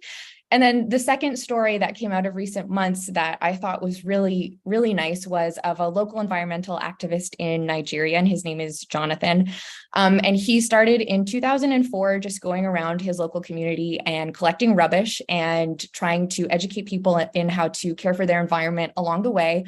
Wasn't really taken seriously at first, but he started to engage his community more by going out and doing his work dressed as Spider-Man. So that was the way, and people really responded to, like, he was really joyous and they responded well to him, and that was his way of engaging his community. And he just went out on his own doing this. And that's also something I think to celebrate, because these are two really great examples of a collective coming together, using their voices to affect change, and of an individual just taking action in their local community, their corner of the world. And they're both really important factors in affecting change and protecting environment. Great. That's a great story. And I'll add that in the past year or so, investments in charitable donations to environmental organizations has increased about 5%. And there's an increased pressure on governments and industries like oil and gas and transportation to make sure that they are addressing climate change. And I think that these in the EU and the US, there have been national pieces of legislation passed that are at least a framework for a lot of positive change. And then across the globe, now 115 countries have committed to the Global Methane Pledge, which at Cleaner Task Force, we named the single most effective way to keep the goal of limiting the warming of 1.5 degrees. And that this pledge means that countries are committing to reduce methane emissions by 30% by the year 2030. And then in just country by country, recently Colombia became the first South American country to regulate methane in the oil and gas sector. So I think just the increased awareness and pressure on individuals and countries to make sure that we are protecting the earth is what we view as really positive and hopeful. Yeah, quickly, I come from a village and then live here, and then local stories is what I would like to celebrate on. One of the things that has been happening the last few years around here in the state that I live in, like I said, a lot of people and significant number of youngsters are engaging themselves in preserving, collecting and preserving traditional seeds, and more importantly, sharing these seeds with a lot of farmers. Over the last few decades, what has happened is that we lost control of our seeds. It all went to big, large companies. So there is a huge movement that is happening over here, where youngsters and people are collecting seeds back and trying to own seeds and being able to share that. Second story that I see more number of people, maybe post-COVID or so, more number of people, our own villages are getting back and then doing things hands-on. I think that's the quality that all of us have, and that is the difference that we have as a humanity. We can do things with our hand, and there are stories here, people getting engaged, doing things with their hand, farming, creating a lot of crafts over here locally. And as Vandana Shiva always talks about, like as we more and more work with hand, the compassion increases, the sharing happens a lot more, and this is what is happening in our own community over here. So again, a lot of sharing is starting to happen in our own communities over here, with seeds, with the soil, with what we work with, and that way. That's amazing. And that's things to celebrate about. Absolutely. There's a lot to celebrate, but also a lot of work to do.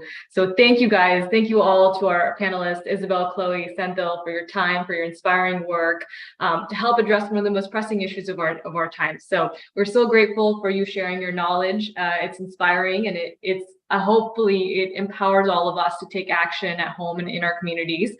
And so I would now like to hand it off to Prem, who's going to talk to you about the Pioneers of the Planet Challenge, which is this great opportunity for a young audience under 30 to research, develop, and implement a solution to tackle the climate crisis. So off to you, Prem, and thank you all again so much. Prayom, thank you, Himali. Greetings to all. My name is Prem Wadhwani, and I'm also part of the CM Cleveland-Niagara crew. I'm excited to be here to share 2 further initiatives that we can have to serve and take action. First, in the chat, you will soon see a link to the Prthvi Seva Guide. This is a very concise manual that gives highly practical guidance on how we can better serve the environment in our living and working spaces. We encourage you to download the manual and disseminate it widely. The second thing, which Emily alluded to, is a special new initiative. I've observed a lot of energy and passion from youth and young adults who care deeply about our environment, who refuse to passively let events unfold, who commit to making a difference. So, to all you potential change makers out there, I'm here to share with you an awesome opportunity to make that difference. Introducing the Pioneers for the Planet Challenge. Pioneers for the Planet is a global challenge designed for those under the age of 30 to come together to tackle an environmental issue. We're not just talking about saving the planet, we're actually making it happen. We're inviting all of your brilliant minds to research, develop, and implement your very own solution for the environmental challenges that we face. No matter how grand or how niche the idea, we encourage participants to develop a solution that they are passionate about. So here's how it works. Individuals or groups of up to 6 will work together under the guidance of an expert mentor. The mentor will coach them as they develop their idea and create a pitch to be presented at Pitch Day at the end of this year. Selected teams will receive up to $1,000 to begin implementing the solution starting next year. This is an incredible opportunity for youth and young adults to learn about innovation, collaboration, and sustainability while channeling their energy in a field that they are truly passionate about. We've already received applications from all around the world, from east to west, comprising a very diverse set of ages. And so now, let's hear from a few of our younger participants.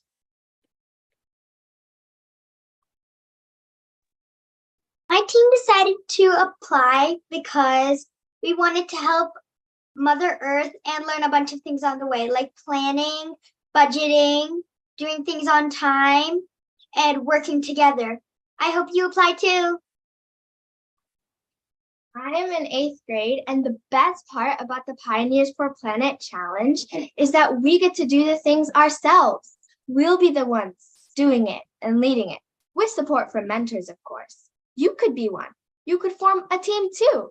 It's a great extracurricular activity. Plus, you get to choose your own teammates.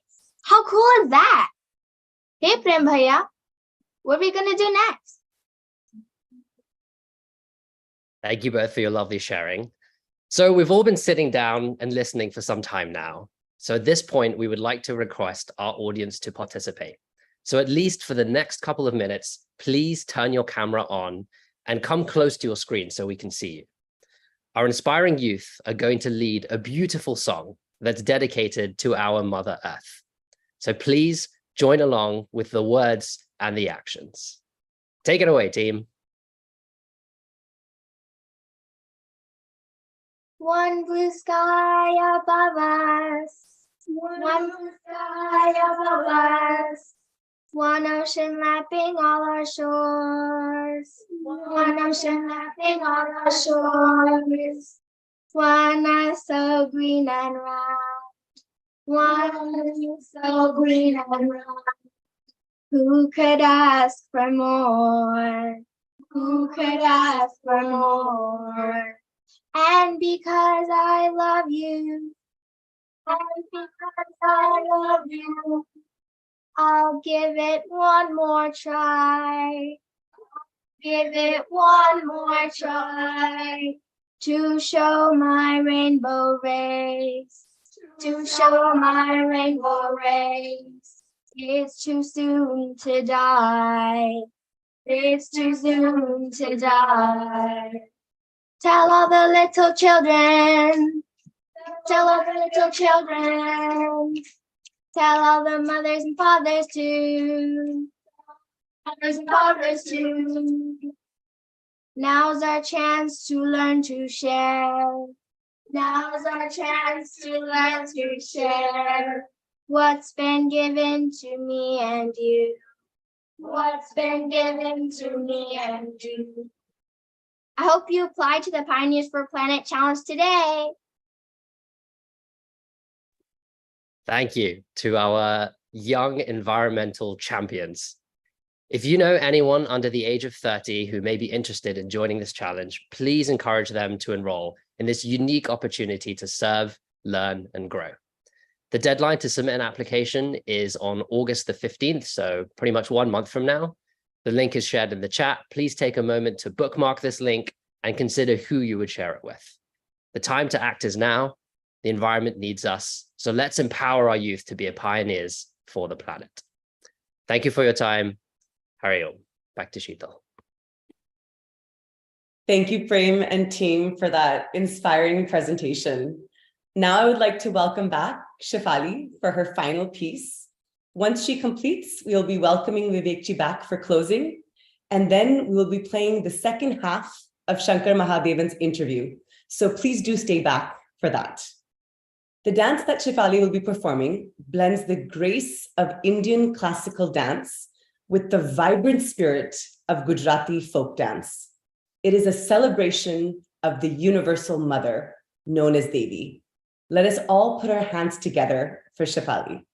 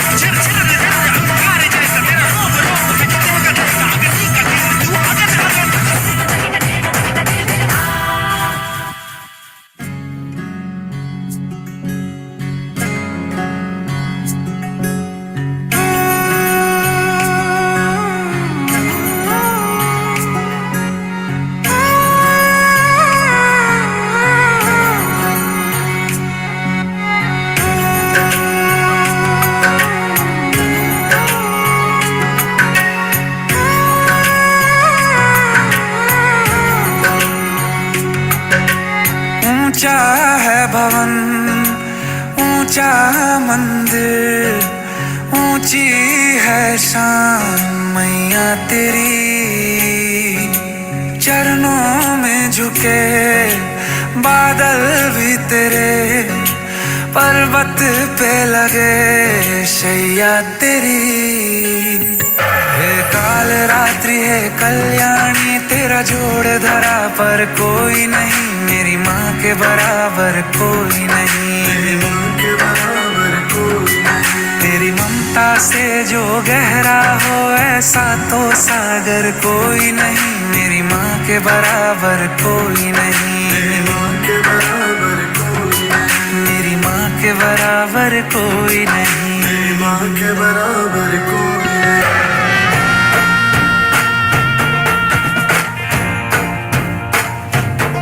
हमारी room चुम करती आवी, हमारी room चुम करती आवी, आनंद उत्सव ने गरबानी रमजत साथे लावी। हमारी रुम चुम करती आवी, हमारी रुम चुम करती आवी, झांझर ने झणकारे मारी सखियों साथे लावी। मोती बेराणा चौक मां आव्या अंबे मां, चौक मां जगमग थाय रे आव्या अंबे मां।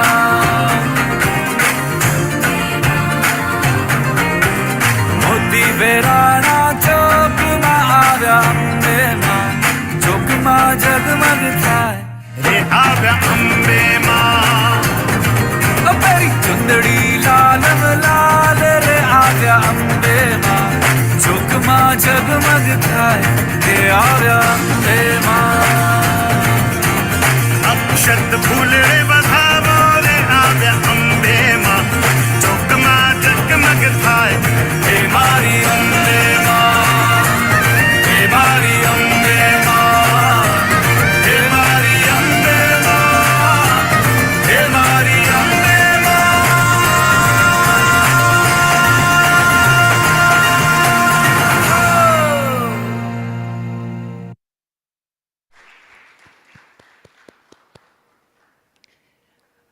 Awesome, Shefali. You're such a good sport that when we were planning our Utsava, you had planned to dance, and then we took the liberty of pressuring you to sing also. Was it a good pressuring, everyone in the chat? Yes? As we come to the completion of our Prthvi Utsava, I'll share a few final insights. The first, my wife keeps commenting on how, as I get older, that I care less about how I look, but I want to point out that I coordinated my colors to wear earth colors today, yes? The reasoning for our Utsava is to celebrate that we have an earth that is so giving, so forgiving. And I hope, I pray through this Utsava that we're all feeling inspired. Those who are already feeling inspired, that you feel re-inspired. Those who are already re-inspired, that you feel more inspired. To have this vision of inspiration to be a child of the earth will then translate into our lifestyle being the same. That's what she needs right now, is for our lifestyle to love the earth. There's an awesome band called Extreme, and that song that is popular of theirs is called More Than Words. The point being is you don't have to say I love the earth if your lifestyle is loving the earth. To coordinate more than 400 people from all around the world for more than 2 hours is an epic task. An immense amount of efforts are required. Occasionally, I would check my email to see if there's any movement in terms of things that need to be refined or upcoming service, but I have no emails that have come in because everyone is here. Everyone has worked incredibly hard, and I offer a special appreciation to our Prthvi Seva Sangha team that is made up of Anvita from Milwaukee, Zui from Albany, Kanchan from Toronto, Praveen from Portland, and Rita from Chicago.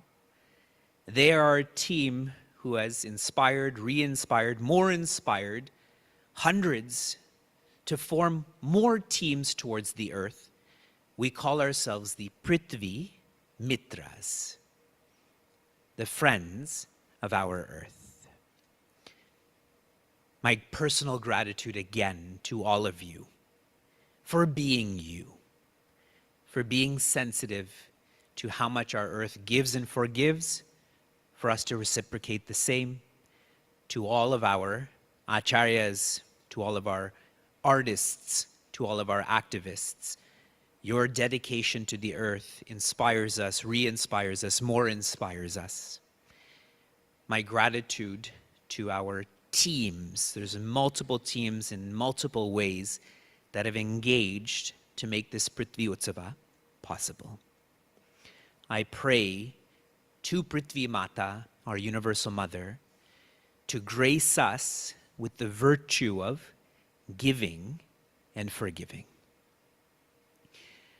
I'm going to chant peace 3 times now, and then we will continue with Shankar Mahadevan's offering to this Utsava.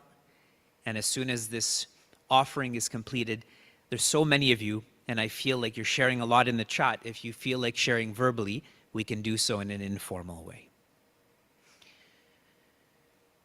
Shanti, Shanti, Shanti.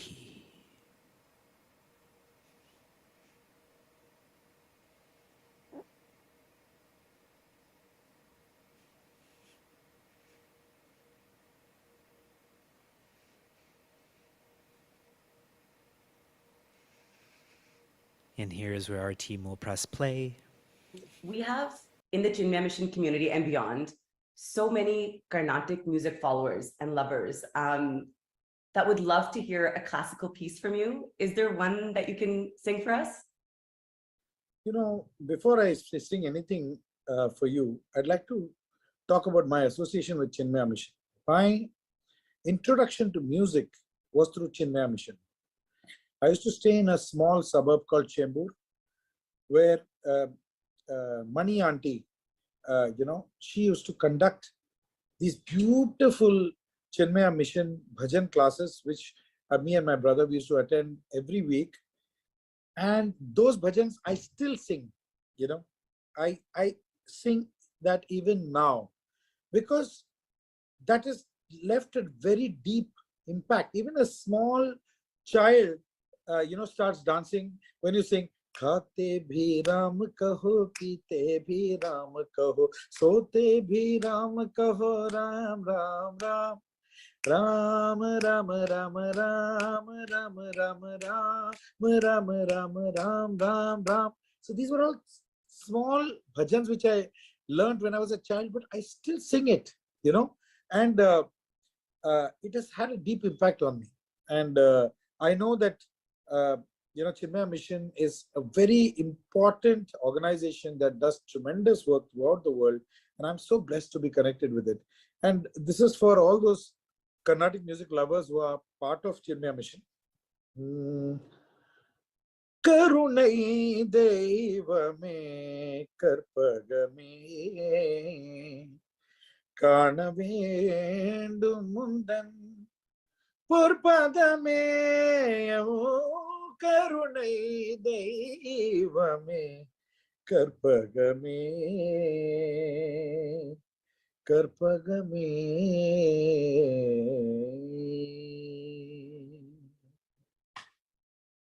Wow, that was incredible. Just so speechless.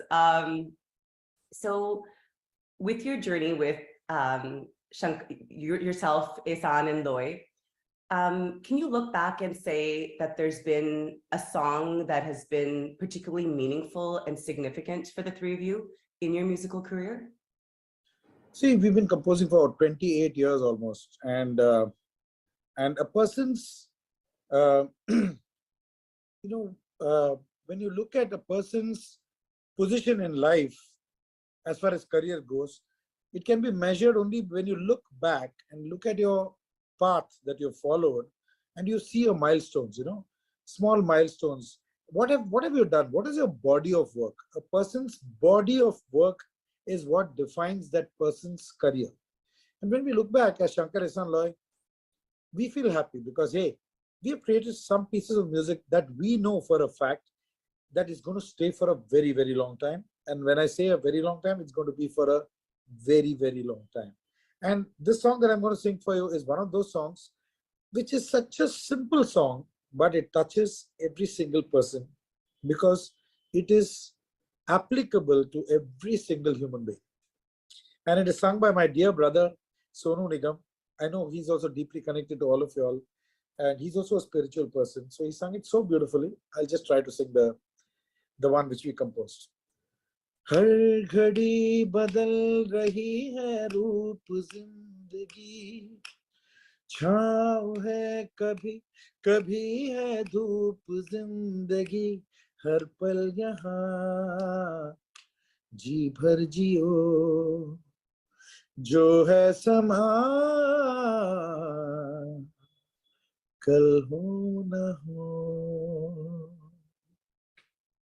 I think we all have goosebumps. Thank you so much for that one. It's a Thank you very personal much. favorite. Can you share a time in your life, Shankar, that you can say that you've truly felt peace and contentment? You know, I feel extremely lucky. I feel extremely proud, and to the extent of being almost pompous to say that I consider myself a very peaceful person. I am at peace all the time, which is a very rare quality in a human being. But I can proudly say that I'm one of those among the species of human beings where I am at peace with myself. You know, people strive to achieve that Zen mode, to achieve the Zen state where you are completely at peace with yourself and you don't need anything. Your desires are. I'm at that stage, and I've been at that stage for the last, I think, at least 15-20 years. It's not because of me, it's because of the people who are there with me. My wife, my children, my mother, my friends, my musical friends, and the kind of music that I do. It just has given me immense peace, immense joy, and I have been in a state of Zen for the last, I think, till the time I remember. So you know, I really am proud to say that, you know, the point is not to remain at peace for a certain amount of time. You should try to achieve peace within yourself, which becomes a continuous thing, that you are at peace even in the middle of torrential rain, or when you're stuck in traffic, or whether you're in a crowd of 5,000 people. You should learn to be at peace with yourself, and that's what I am. You know, your depth and clarity is so inspiring for us. I know that this journey is certainly has probably been filled with so many ups and downs, but to emerge out of all this with just that peace and tranquility is beautiful. See, it's easier said than done, Sheetal. It's easier said than done. It's not an easy thing. What I'm talking about, to remain at peace with yourself, not to let things get to you. If there's a problem, yeah. I mean, a problem solution is not by asking another question, you know. The problem is has to be solved with a solution, okay? So you should not let the problem get to you, because you know that you're leading a life, you're going to have problems. So I learned to be at peace even with problems, you know. So it's easier said than done, but somehow, because of the circumstances I am in, I have learned to do that. And I'm very proud of myself for that particular aspect. And we're just really proud of being in your presence and to be able to learn from you. Thank you, Sheetal. Thank you. Thank you. This has been truly a wonderful and inspiring interview for me. Thank you, Shankar. I guess to end it off with a song request, I have to say Dil Chahta Hai is an all-time favorite. So if you could just end with that. Sure. Of course. Dil chahta hai kabhi na beete chamkile din, wo dil chahta hai hum na rahe kabhi yaaron ke bin, din din bhar ho pyari baatein, झूमे शामे गाए रातें, मस्ती में रहे डूबा डूबा हमेशा समा, हमको राहों में यूं ही मिलती रहे खुशियाँ. This has been the biggest fangirl moment of my life. Thank you so much. Thank you, Sheetal, and wish you all the very best for this endeavor. And thank you for making me the small, minuscule part of this humongous activity that you all are doing. And I'm glad to be associated with you people. Thank you. Thank you so much.